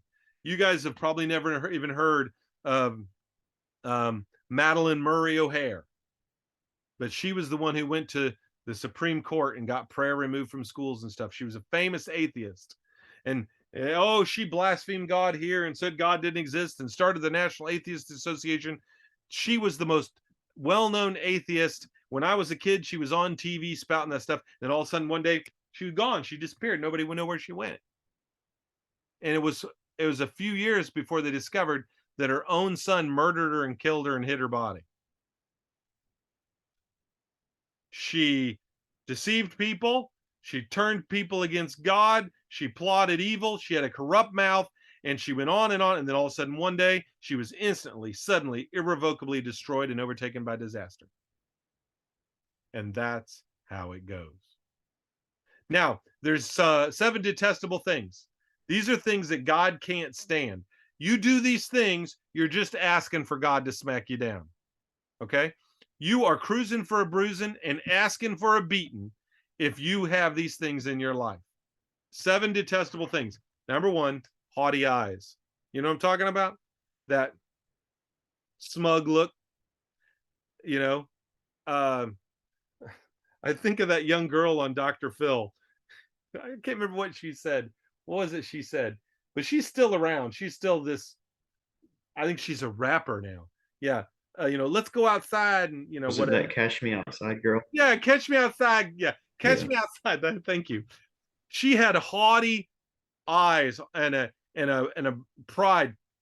She is just asking. I mean, hopefully she's repented by now. Last time I saw her, she was very unrepentant. But she's just disaster waiting to happen. Haughty eyes, God's going to hate it. And if you're walking around with an arrogant, and you see that so much in rap culture and in modern culture, this arrogance, that haughty eyes, that's going to be brought down. A lying tongue, you're going down. You go around lying all the time, you're going to get caught in it, and it's going to destroy you. Hands that shed innocent blood, you're going down. You're not going to get away with it. You're going to get busted. There's going to be a penalty to pay. Hearts that devise wicked schemes. If you're plotting evil, you're going down. Feet that are quick to rush to evil. Whatever the latest evil thing is, you're into it, going down. You're a false witness. You get up in court and you try to go all Amber Heard, you're going to get Amber Hearded. It's going to come out that you're a liar. You're a liar, and what you are and who you are is going to be exposed. One who stirs up dissension among brothers. You're one of these people. Now, I want you to notice, there we go. Thank you. I want you to notice how these things are similar to our last list of things that are evil and scoundrel. So God is going to deal with those people. And if you have one of these things in your life, God finds it an abomination. He detests it. You turn his stomach, and there's going to be consequences for that. Now, this chapter also does a compare and contrast between listening to your parents and listening to the prostitute. It does a contrast, and this is great advice for young people. The contrast between, am I going to listen to what my mom and dad taught me? Or am I going to listen to what the world's telling me? Am I going to listen to,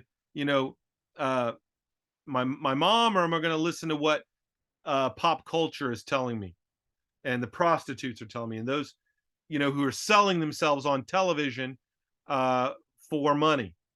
And, a big part of sexual gratification for men is not just the sex act itself, but it's the looking. That's why pornography is so popular with women.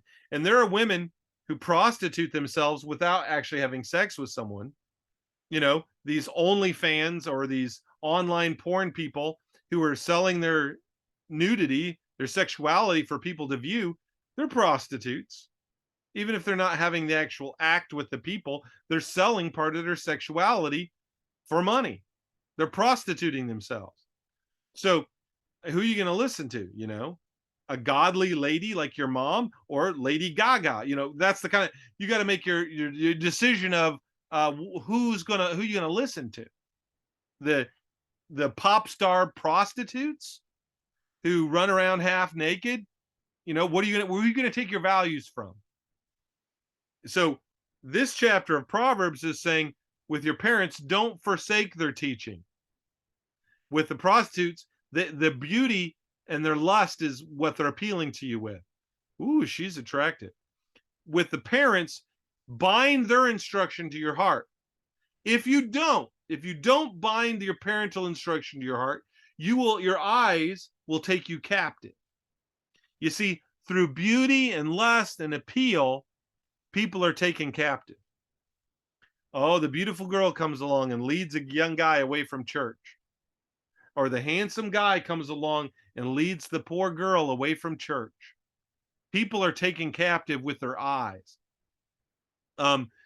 With the parents, their teaching is light.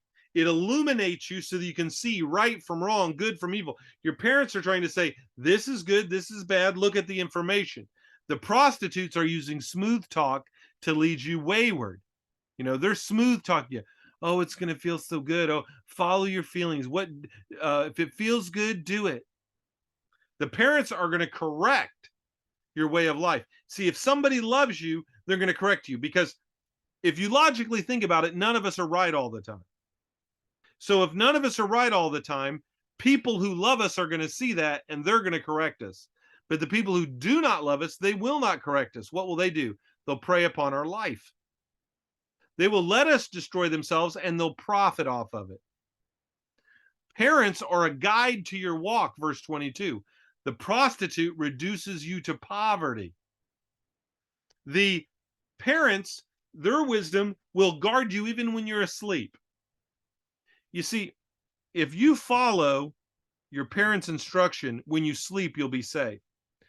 If you don't follow your parents' instruction, you won't be safe. Well, I remember as a girl in my high school, in fact, she ended up changing high schools because she was so embarrassed and humiliated she didn't want to come back to school. She was a cheerleader. She was young. She went to a party. She'd never drunk before. She was like 15 or 16 years old, like a freshman, sophomore. I think we were sophomores. And she drank some alcohol, and it didn't, because, she's 98 pounds wet. She's 5'4" and skinny and 5'3", I don't know, little girl. She's beautiful, She gets drunk, okay, at a party, and it doesn't take much beer, maybe 1.5 beers, and she's like drunk because she's so small, and it's her first time drinking. She passes out. Well, all these guys stripped her naked, Lord knows who, and a whole bunch of them had sex with her. Like multiple guys had sex with her while she was passed out. She woke up in a yard that she didn't even know what house she was at. It wasn't the house of the party the night before. They left her laying in a yard. It wasn't even her house. I don't know even where she woke up. She had a shirt on and no pants and no panties. And she woke up pantsless in a yard and had been raped by multiple guys.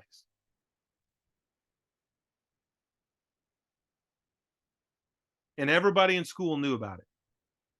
It was the talk of the school because the guys went and told everybody. Oh, she got drunk and we all had sex with her. And she was so humiliated, she like switched schools. You see, in her sleep, she was destroyed because she's not safe. When you follow the way of sexual immorality and drinking and sin, when you follow that life, you're not safe. You know, you're going to go to a bar and the guy's going to slip you a roofie.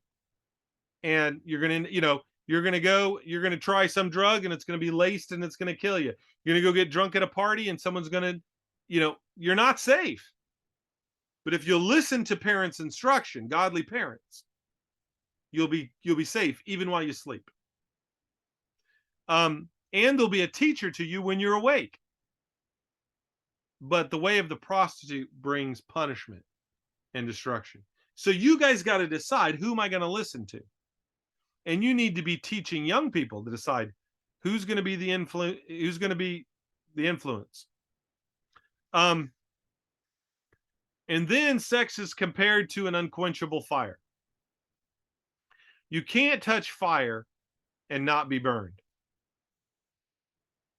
Okay? The old saying is, if you play with fire, you'll get burned.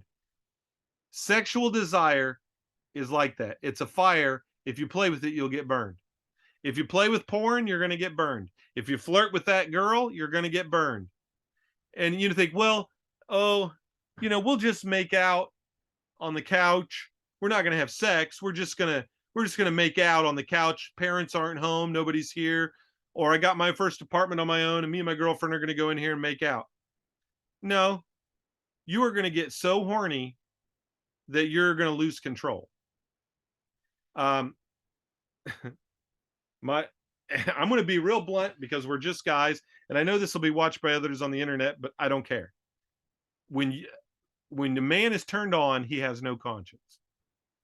I don't care if you're the greatest Christian guy I ever met. When you're horny, you have no conscience.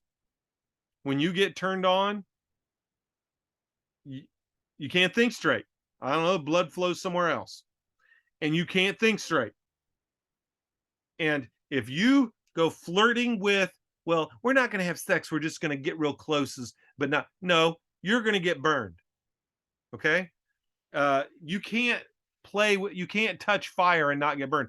I don't care if you've got on, I don't care if you've got on of glove underwear, you're going to get burned. Okay? And you cannot have sexual sin and play with that fire and not get burned. You commit adultery, you will not go unpunished. If you have sex outside of marriage, you will not go unpunished. If you look at porn, you will not go unpunished. There will be consequences to your sexual indiscretion. You look at porn, it's going to hurt you. You mess around with a girl, it's going to hurt you. You play with sexual sin, it's going to come back to bite you. This is a sin that you will reap a consequence in your flesh. There will be physical, emotional, and spiritual consequences to sexual sin. It's not a sin you're going to do and get away with. Adultery is like stealing food. That should be as not. That's wrong. If there's no not in your notes, fix it. Is there a not in your notes? Adultery is not like stealing food. Hopefully there's a not in your notes. Adultery is not like stealing food. It's not a life or death need.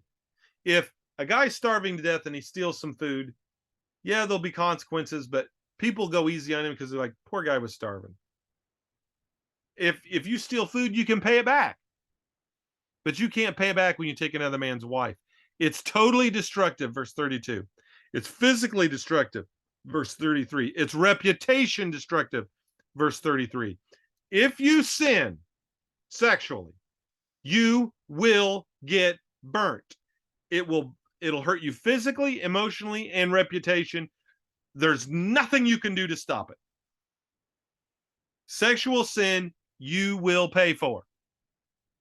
And it's not like stealing food. It arouses the jealousy and vengeance of a husband, verse 34.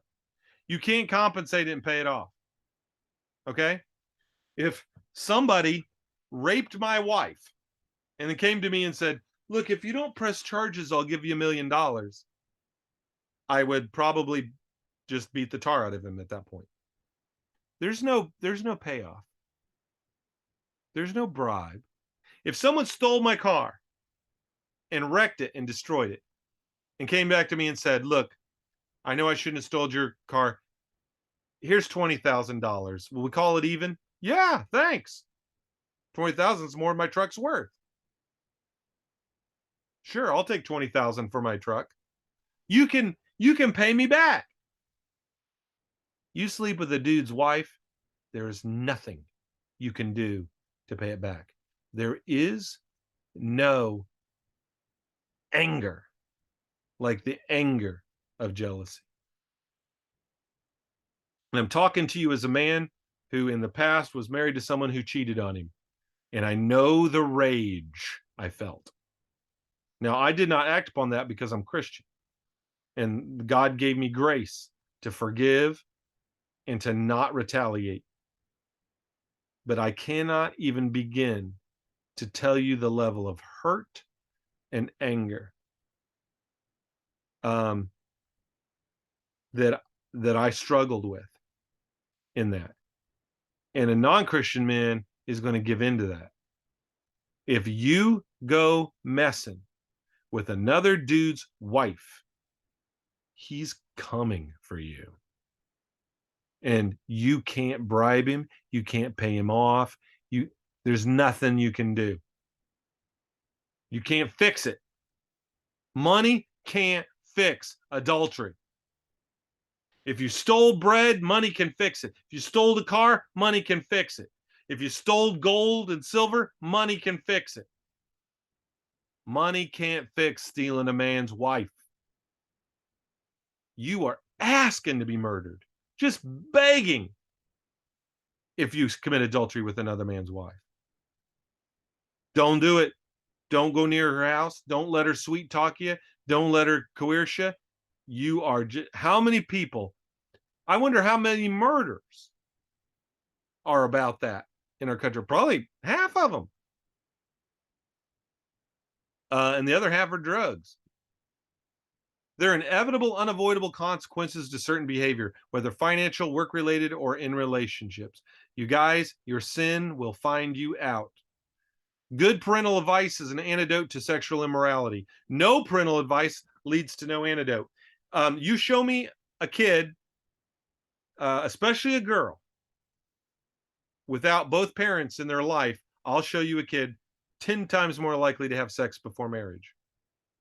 I mean, the whole thing of a girl who's sexually immoral or a porn star or whatever, or a stripper that has daddy issues. What's that? What do you mean daddy? She doesn't have a good dad in her life. That sets girls up for sexual immorality. Good parents is an antidote to sexual immorality. And bad parents or no parental advice leads to sexual immorality. And if you have a girl someday, you have a daughter, you better get in her life and love her and be close to her. Daddy's girls we have a godly father who are encouraging them and showing them their worth and teaching them about God. They're going to wait till marriage. But you show me a girl who's disconnected from her dad, I'll show you a girl who's going to sleep around. You show me a young man who doesn't have a good mom in his life, I'll show you a young man who's going to be sleeping around. Good, godly parents is an antidote to sexual immorality. And if you have good, godly parents, listen to their advice. And if you don't have godly parents, get some godly mentors at your church. Both lasting wealth or poverty is determined by little habits. I'm going to say that one again. This chapter teaches us both lasting wealth or poverty are determined not by big choices, but by little daily habits. You want to be financially secure? Have little daily habits that'll lead to it. You want to be poor? Then just have bad habits every day in and day out. It's not big breaks or one big thing that leads to lasting financial wealth. It's the little godly habits day in. It's saving a little here. It's working a little harder there. It's not being lazy. It's not getting into predatory loans. It's those little choices that lead up to lasting wealth. Secrecy is a sign of villainy. If you see an ad for a car and it says buy here, pay here, and it won't tell you the price of the car, come on in. But like I called about a car for sale the other day and they wouldn't tell me the price till I came in. You know why? Because they're villains. They're predatory. They're shysters because they wanted to get me in there where they could manipulate me and trick me. Secrecy is a sign of villainy. When they come right out, here's the price, here's the cost, here's what it's going to be, then you know you're going to get an honest deal. Secrecy is a sign of villainy. That's why all the secrecy in our government is a sign that they're up to no good. The FBI, the CIA, the government, and all their secrecy, all the little hidden things. It's because they're villains. They're bad guys. They're evil. They have to hide what they did because if it was brought out into the light, everybody would rebel against it. Secrecy. When they won't tell you what's going on, it's because they're plotting against you. Openness is a sign of trustworthiness. Secrecy is a sign of villainy. And sins of the heart come out in parts of the body. We're already starting to see that. If you sin in your heart with lust, it's going to come out in your body. And what you think and focus on inwardly and sins of the heart is going to eventually hurt your body. If you are sinning sexually in your heart, you're going to eventually sin physically, and eventually it's going to affect. When you just look at porn, okay, you're not touching another woman. You're not committing adultery with a woman, but you're doing it. You're committing adultery in your heart. You're looking at that porn. That's going to affect your physical ability to perform sexually, to get an erection. It's going to affect your body. Sins of the heart will affect the mind and it'll affect the body because it's all connected. Jealousy cannot be bribed away with money. You violate a covenant, make a man jealous of what you've done with his wife. There's not going to be any bribing your way out of the beating you're going to get. So questions. Why is co-signing for a loan with a friend or relative foolish? Because you're at the mercy of their stupidity. How are you saving now for the inevitable future that's coming? There's an economic downturn coming. Are you saving? Are you ready? Are you putting a little back or are you spending every cent you get? That's a question you need to answer. What is the best advice a parent can give to keep their kids from sexual immorality? My dad gave me this advice. Don't put yourself in a situation where it can happen. You know what my dad said to me? And I can't believe I'm telling you all this, but I'm going to. He said, you can't have sex if your pants never come off. Keep your belt done. Keep your zipper up. Keep your pants on.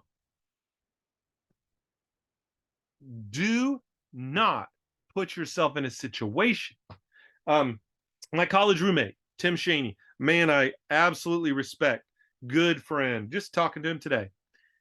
He dated his girlfriend from his sophomore year of high school till his junior year of college. and they remained pure. They did not have sex, even though they dated for 6 years. Now, you guys, if you've dated a girl and been in a loving relationship, you know how difficult that would be. And I said, Tim, how have you dated for 6 years and kept pure? How'd you do it? He said, we made it a rule that though we kissed, we never ever became horizontal. We were always sat up. If I kissed her, I was sitting in my car next to her, or I was sitting next to her, I kissed her, or I stood up and kissed her goodnight at the door, but we never laid down together. Because he said, I knew I would get so turned on, I would just go nuts. He said, we never got horizontal. And we went on lots of dates with other people. We didn't go on dates alone. You see, he kept himself in a situation where he wasn't tempted. He wasn't tempted because he was upright, literally. Don't let yourself be in a situation where you can have sex. Don't be home alone with her. Don't get in the back seat of the car with her. Don't go taking clothes. Don't put yourself in a situation where sex could happen. That way you're not tempted. The way you avoid sexual sin is you flee. You run from it. That's the best advice that a parent can have, is to avoid it. Okay, we're going to take a break again, but this time just for 5 minutes real quick, and then we'll start back up in chapter 7. Okay, now I've resumed, and now I need to go here and share. All right. Not sure where Jesse is. Oh, there's Jesse. Hey, Jesse. Okay, I am going to read chapter 7 because I actually went out and got my Bible this time. I remembered. We're going to give Josh a break, and I'm going to read to you chapter 7, Proverbs, the warning against the adulteress. So it started this theme of sexual morality, and we're going to continue with that. So this is one of the less randomly placed proverb things. There's some story and some continuity, I guess, to this chapter. But I'll read to you chapter 7 of Proverbs. My son, keep my words. Store up my commands within you. Keep my commands and you will live. Guard my teachings as the apple of your eye. Bind them on your fingers.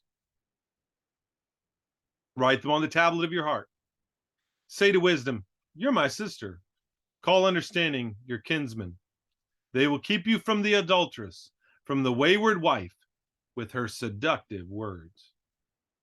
At the window of my house, I looked out through the lattice.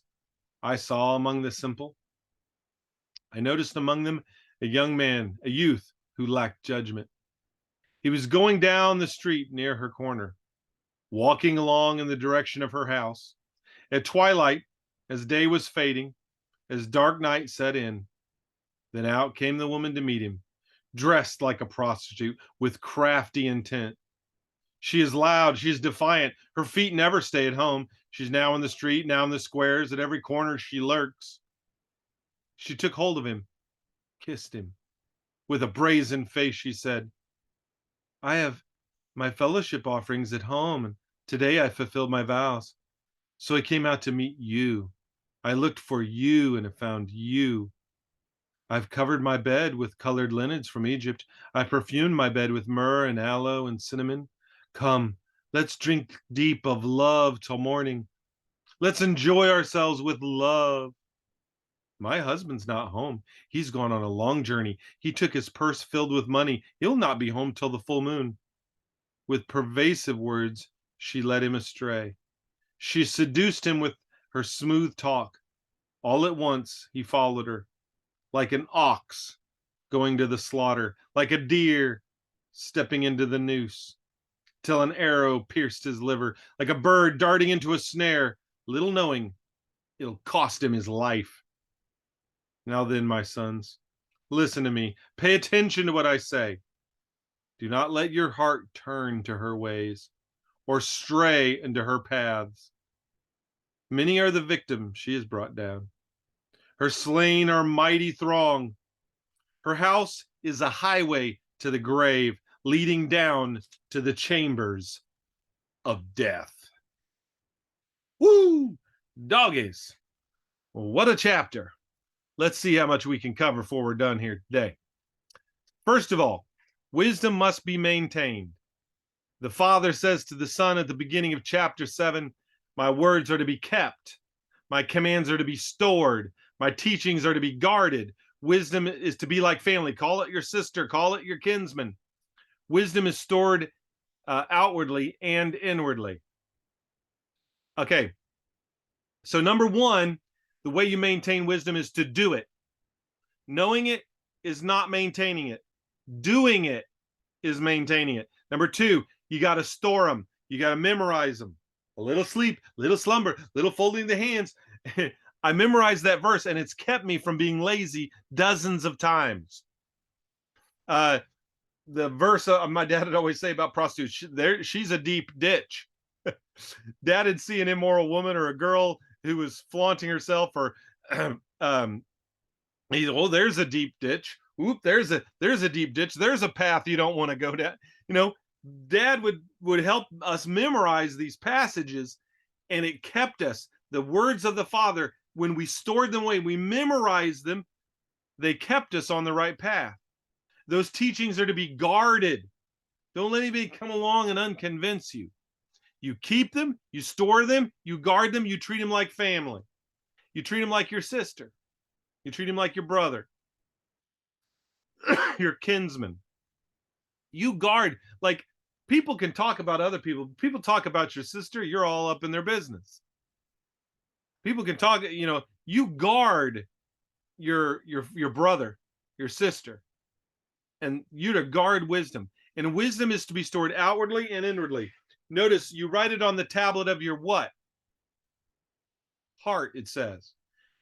What's that talking about? That's talking about memorization. And it says to tie it on your finger. What's that mean? Put scriptures up in your house. Write scriptures. You know, I've got scripture on my wedding ring. Put scripture on your shirt. Put scripture around your house. You know, have scriptures put up places to remind you. One time, I put a scripture. They had a television in the dorm room. We weren't allowed to have TVs when I was in Bible college in our room. We weren't allowed to have TVs in our dorm room. But they had TVs in the lounge. And I walked in there one night and I couldn't believe what these Bible college students were watching on TV. So I asked permission from the guy in charge of the dorm, the RA, the resident assistant, if I could put in a frame, the scripture says, whatever's noble, whatever's pleasant, whatever, you know, pure, think on such things, you know. I just wanted to put that on top, and I got permission. I put that on top of the TV in a frame. And somebody kept knocking it over. Eventually somebody broke the glass in it, and eventually it disappeared. I kept setting it back up. Somebody kept knocking it down, and they'd knock it off the TV. So it was behind the TV, and eventually they stole it. They could not handle that scripture in their face because they knew they were doing wrong. At a Bible college, you need to leave reminders around for you, you know, make the password to your computer something that reminds you when you type the password to enter into your computer, that reminds you that you are God's servant, that you're supposed to be holy and righteous, and watch what you look at. You know, make your password, you know, have holy eyes 07 or something stupid like. Remind yourself so that when you are entering into a situation, who you are and what you are, leave reminders, you know. Take a scripture on holiness or sexual purity and make that the password to your phone, to your computer. Put scriptures around. Put a scripture on your laptop, on the top of it. Just write it out on tape or something and put it on the top of your laptop so that scripture is there in your face when you're tempted to do something you shouldn't. Leave outward and inward reminders. Memorize scripture. You know, I don't like tattoos, so I wouldn't suggest getting a tattoo. But if you're going to get a tattoo, get a scripture to remind yourself of who you are and what you're about. The simple lack judgment. So it talks in this chapter about the moron who runs off with the adulteress. The simple lack judgment. Number one, they walk to adultery, and the wayward woman for a lack of wisdom. Notice the guy in chapter 7. Let me go back here and read it. At the window of my house, I looked out through the lattice, and I saw among the simple, I noticed a young man, a youth who lacked judgment. He was going down the street near the corner, walking along in the direction of her house. The first stupid thing you can do is put yourself in a situation where there are immoral women. Go where the immoral women are. Go to the bar. Go to the dance club. Go to the party where the immoral women are hanging out. Yeah, go where they are. That's the first stupid thing you can do. The first step to adultery is who and where you hang out. Walk in her direction. Walk in the darkness of night. Guys, there aren't good things going on at nighttime. And the kind of women that are out late at night are not the good kind of women. And when you're getting on the internet and chat rooms, or you're getting on Tinder or whatever, you're going in the direction of those kind of women. You're asking for it. Don't go there. Okay? So step number one is don't go there. And the simple lack judgment because they don't realize they're walking into a trap. Well, who's this trap? How do I recognize? She's a loud woman. She's a loud, boisterous person. She's around town. She's all over. She's here. She's there. She's everywhere. She's all over Facebook and Twitter. She's constantly on there looking for affirmation from people, showing selves of her, giving selves of her shots of herself in her bikini or her short shorts or with her cleavage hanging out on the internet. She's constantly looking for attention.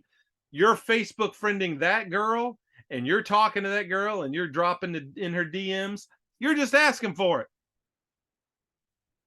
Stop hanging out with the girls who are loud constantly on the internet and constantly on every form of social media under heaven.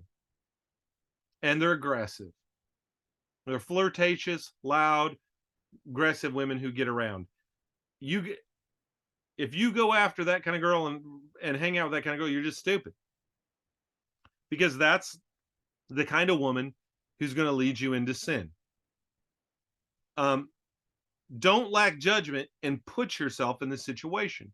Don't walk into the situation. Now, I'm talking to guys. The context of this is about guys and women, but I will say for women who are watching this or anyone else who's watching this later, this is a two-way street.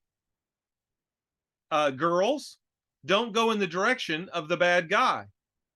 Don't hang out with where the bad guys are. And with bad guys, don't be looking for a guy late at night. Don't be looking in the Tinder. You're going to find a bad guy on Tinder. Don't walk into that trap. Well, what's the guy like? Well, he's really loud. He gets around. He's all over everywhere. He's dating 30 different women at once.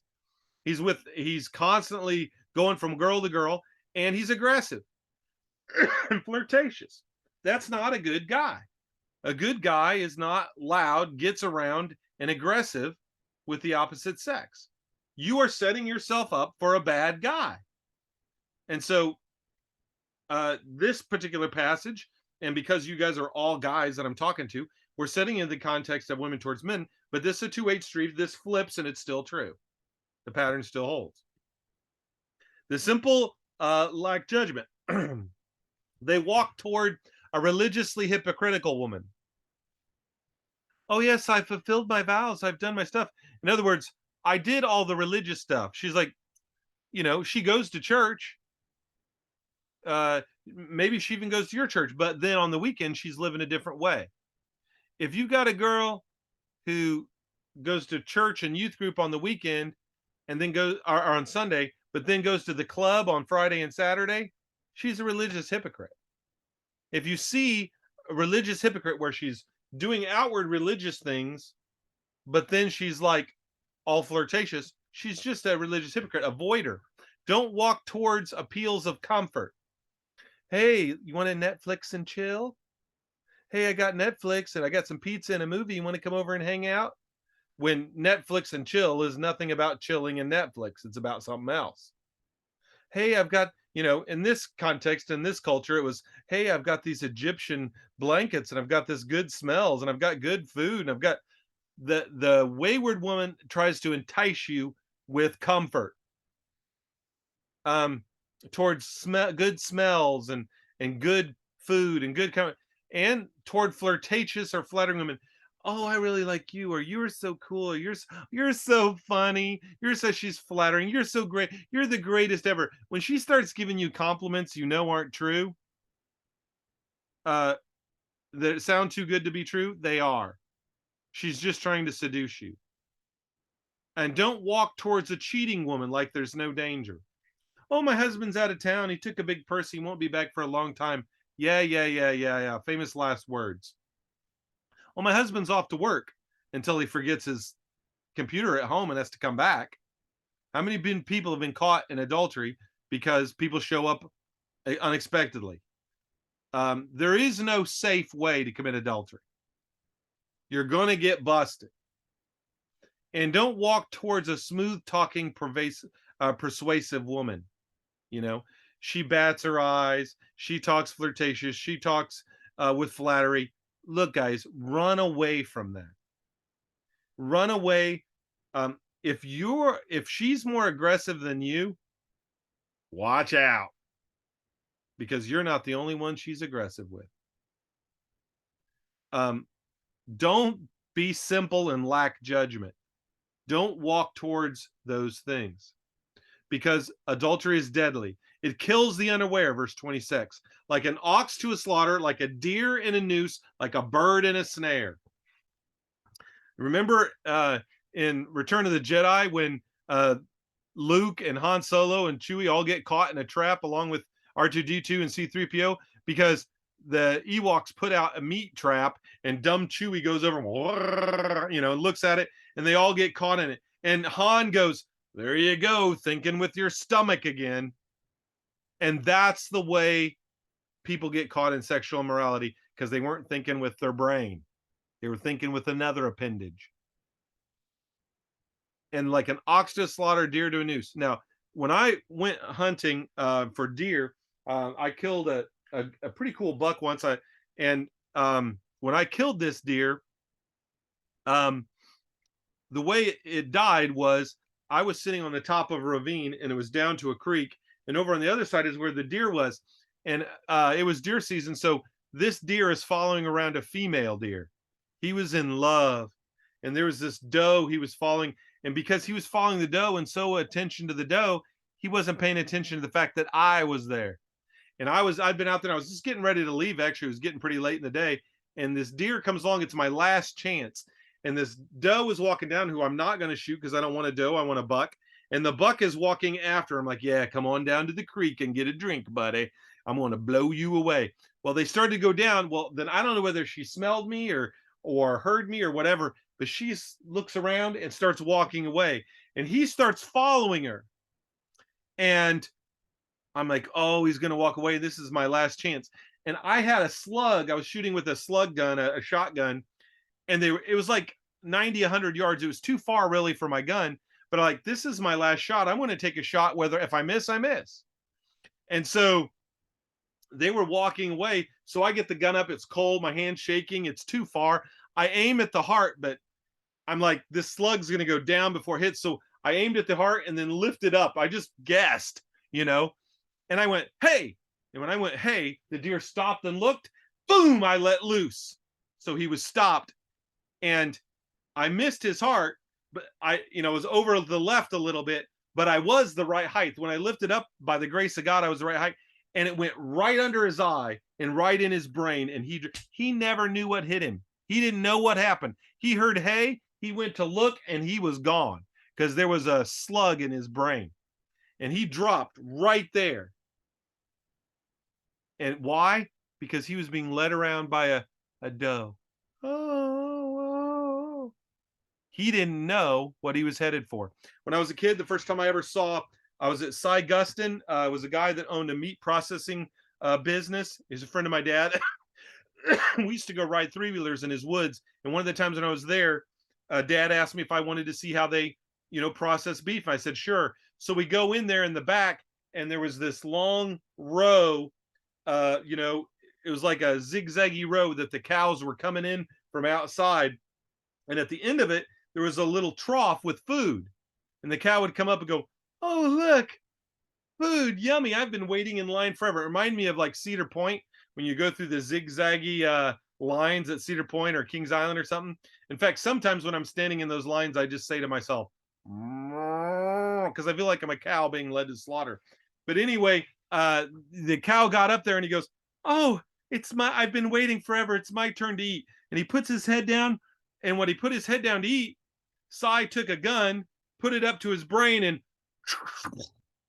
shot him. The ringing of the gun wasn't out of my ears before the cow was on the ground. I mean, they would just drop. And when they would drop, Cy would pull a lever, trap door would open, the cow would roll down into the next room. They would put hooks in the cow, lift him up in the air, start their chainsaws, and start cutting him up. He was alive 30 seconds ago, and now they're cutting him up. Then the trap door would come back up, and the next cow would come up. The cow would come up, and he'd go, oh, look, it's my turn to eat food. Oh, good. I wonder what happened to the guy in front of me. And then next thing you know, cow falls dead, trap door opens, they put hooks in him, put him on. He's on a little conveyor thing. It's up there, and they're moving around. There's guys in there cutting them up, chopping them up. Just one after another, they're killing these cows. And the next dumb cow doesn't know. He's too dumb to know he's being led to slaughter. He thinks he's in line for food. And that's the way it is when guys go to adulteress. That's what happens. That's the guys going into the strip joint. That's the guys lining up for the prostitute. That's the guys going in to a girl who's with one guy after another. That's the guy looking at the porn. They are killed unaware. It's destroying them, and they don't even know it. They're an ox to slaughter, like a deer walking in a noose, like a bird going into a snare and into a net. They like a fish swimming into a net. They have no. The fish is like, oh, look at that delicious worm, and they don't know that the hook's going in their mouth. That's the way a prostitute is. That's the way sexual immorality is. When you go after that prize of sex outside of marriage, you are an ox to slaughter. It's the highway to hell. Verse 27, don't stray onto it. And there's lots of exit ramps onto the highway of hell. Don't take them. Know what the exits are and stay away from them. Get in the left lane. Don't exit onto that, because adultery is deadly. So some random thoughts. Wisdom says flee from sexual temptation, avoid the path. What's the New Testament say about sexual immorality? What's it say to do? Fight it? What's it say? It says to flee it. Flee sexual immorality. That's what Paul wrote. Run away. I mean, be like, like the guys in Monty Python. Run away, Holy Grail movie. Go the other way. Run the other direction. It says about good old Joseph. He got him out. when Potiphar's wife tempted him, he got out of the house. She grabbed his coat. He left his coat. He didn't stay. He got out of there. The key to avoiding sexual immorality is to run away. And healthy family relationships hinder sexual immorality. It's the wisdom of a father and mother. It's that healthy mom and dad relationship that'll make you wise and keep you from the way of the adulteress. You need to develop healthy relationships with the godly parents. If you don't have godly parents, you need to go to if you got a good Christian dad, and I know some of you do, you need to go to your good Christian dad and say, Dad, what should I do to avoid sexual temptation. And he'll be like, what? Who's tempting you? What's going on? You'll be like, I'm not in that situation right now, Dad, but I want to avoid it. Give me some advice on how to pick a good wife, on how to avoid having sex before marriage. What can I do? You know, seek out. And if you don't have a good Christian dad, find a good Christian mentor. That which keeps you away from temptation is wise. That which tempts you to sexually is foolish. If your cable TV is tempting you to look at bad stuff, get rid of your cable TV. If your Netflix or your Amazon account or your Hulu or whatever is tempting you to watch evil stuff, get rid of it. If your computer is tempting you, get rid of your computer. And you're like, well, I can't function without my computer. Well, then put software on there, have an accountability partner, block certain sites, and have a password put on it that you don't know, that only your accountability partner knows. Do what you need to do to stop sexual sin in your life. It's better to pluck your eye out than to sin with your eye and go to hell. It's better to go to hell without your eye than to hell with it. If your right hand offends you, cut it off. If your computer offends you, get rid of it. If a job, you're being tempted by a woman at your job, leave, move somewhere else. Go somewhere else. Do whatever you have to do to avoid temptation. Sexual immorality captivates the mighty while they're unaware due to its smooth pervasiveness. Notice it said the mighty are listed in the number of who the prostitutes got. Who's the strongest man in the Bible? Somebody turn off your mute and tell me, who's the strongest man in the Bible? Samson. What was his big sin? Delilah. Women. Who was the wisest man in the Bible? Solomon. What was his big sin? Bunch of women. David, the man after God's own heart. What was his big sin? A woman in a bathtub. Bathsheba.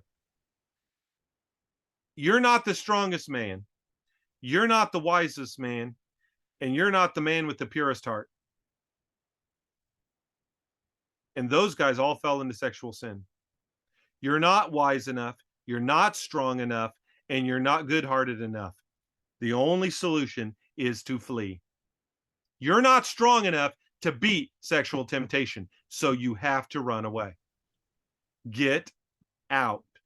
I remember when I was taking a self-defense course from my kid's karate instructor, he was teaching us how to handle different situations. In the self-defense course, he said, what do you do if somebody comes with a knife?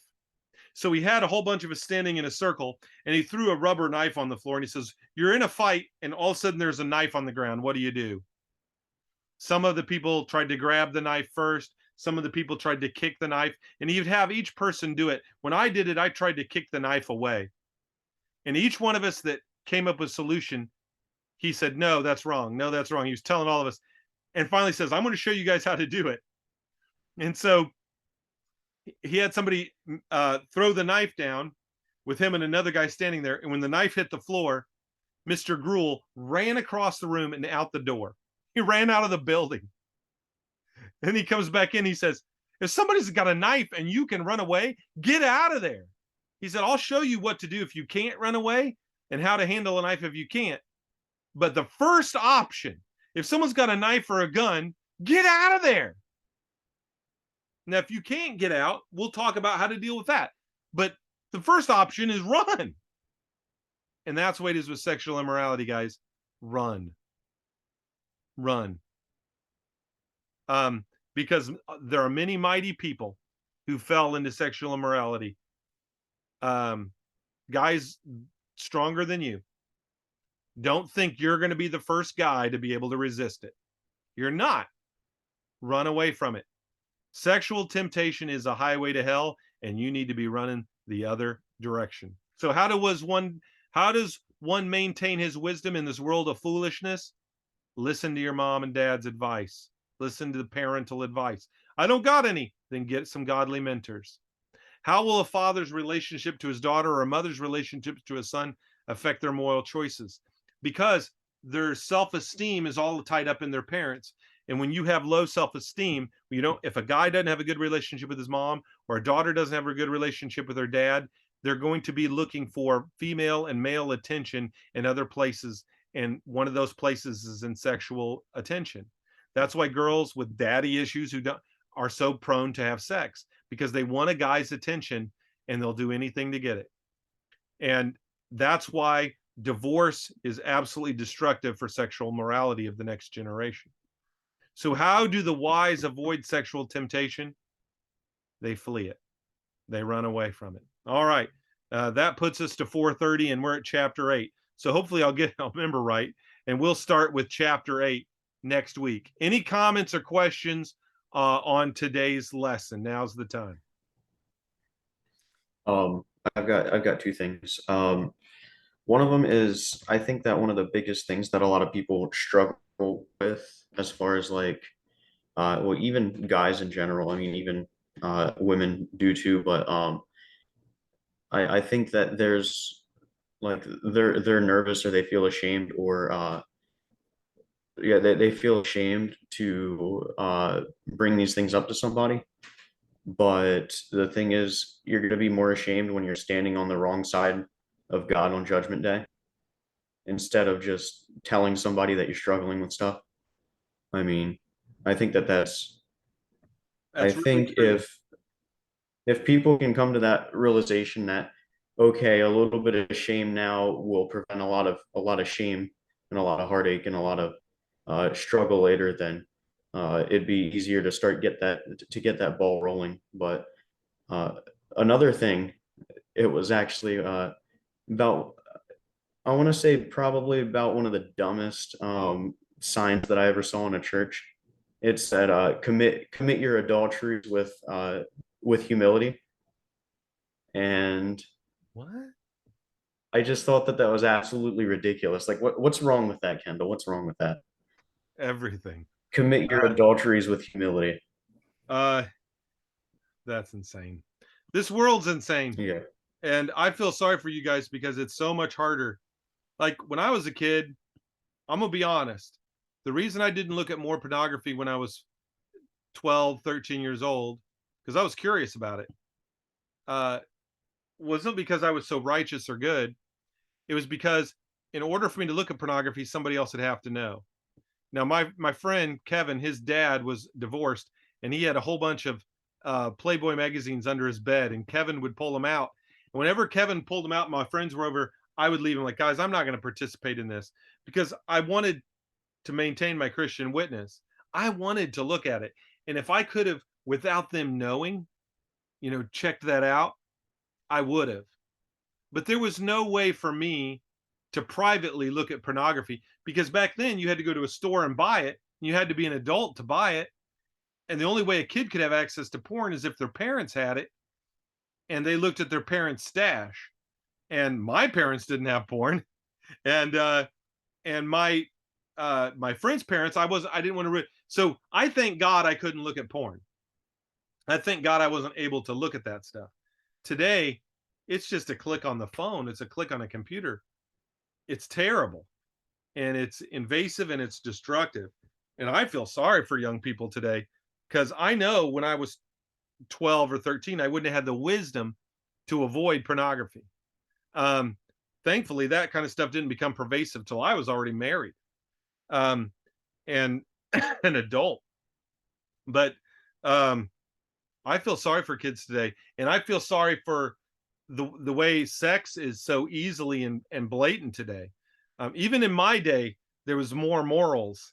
There were good girls, and a lot more good. Now there were guys and girls that had sex in high school too, but not like today. Today it's just, and then homosexuality and perversion, and when I was a kid, if you looked at porn, it was a topless woman in a Playboy magazine. Now it's perverted, full on nasty sex, and I mean the world is so messed up today. I feel sorry for this generation. But you guys need to do whatever you need to do to get that out of your life if it's in it, or to avoid it if it's not. I'm telling you, there isn't a sacrifice big enough that would be too big for any cost Get that out of your life and go to an elder, go to a parent, go to a preacher, go to a friend that you would trust, somebody that's not going to tell everybody your business, but that's going to hold you accountable and is going to get you on the right path and is going to check up on you regularly and make sure you're, go to a counselor. I don't care what you got to do. Fix that problem if it's a problem in your life. Because you guys are, listen to me. You're not going to be blessed in your ministry if you don't deal with that issue. Deal with it or you won't be blessed. Okay? You're not going to go have a successful, happy marriage and ministry if you've got this problem going on in your life. Deal with it now. Get it taken care of now so that you guys have the bulk of your ministry in your life to serve without that issue. Okay? Because it's a powerful delusion. And many a strong man, many a good man has been brought down by Satan's destructive path with this. All right. I've kept you guys over. If you guys need to get running, you go ahead and go. If you want to say anything else, you can. But if you need to get running, don't feel bad leaving the conversation at this point. Anything else anybody wants to add? We'll go. There's a book. There's a book that I would recommend for anybody who is struggling with that. I've read it, and it's definitely a really good book. It's called Eyes of Integrity by Craig Ross. And it's the guy's denominational, but still, it just gives you insights on it. And if you struggled with it, like when I read that book, I did. And you read that book, it'll have you not wanting to eat anything for a few days afterwards, because it's just, you read it and it's just, Now, hey, it I'm makes always your looking for stomach more turn. resources. I'm always looking for more resources for guys because a lot of guys come to me with this. What's the name of the book again? Eyes of Integrity. Okay. I The book I normally I'll check that book out. The book I normally recommend is one called Every Man's Battle. And I don't know if you've ever read Every Man's Battle, but if you guys are going into ministry, you're going to deal with this problem in a bunch of marriages. You don't know how many marriage counseling sessions I've been in over the years where the problem was the guy was looking at porn. And Every Man's Battle is a great book and resource as well as the one Chris is suggesting. But yeah, there are great books and resources out there. There's some good websites too. But if you're struggling, get help, because you can't do ministry with that in your life. It's just not going to work. So be wise and avoid and do whatever you need to do to deal with that problem in your life. And one of the best things you can do is get help. The Bible says in James, confess your sins to one another and pray for one another, you can be healed. Here's the good news. I'll leave you with good news. If you are struggling, you can quit. You can change. It can be different, and you don't have to keep going on the same path you've been on. That's the good news. All right. Okay. Well, let's pray and we'll go. Father, thank you so much for our time today, for this important lesson. Thank you so much for these young men. I pray you would guide each one of them. If they're struggling with sexual sin in their life, I pray you'd help them to repent and to change, to renounce their sin, and to find forgiveness. Lord, the good news is they can heal. That if they've corrupted their mind, you can uncorrupt it. That you can renew their mind. That's one of the things that Romans teaches us, is we can renew our whole way of thinking. Lord, if they're damaging their minds and their hearts, Lord, you can heal it. And it takes time and it takes work, but you will. And I just pray, God, that you would lead them on the right path and that you would keep them and me from this sin, because there's never a time where we're not in danger from it. We all have to keep avoiding it, and we all have to store up wisdom and put it into practice and avoid these temptations. It's not something we can fight. It's something we have to flee.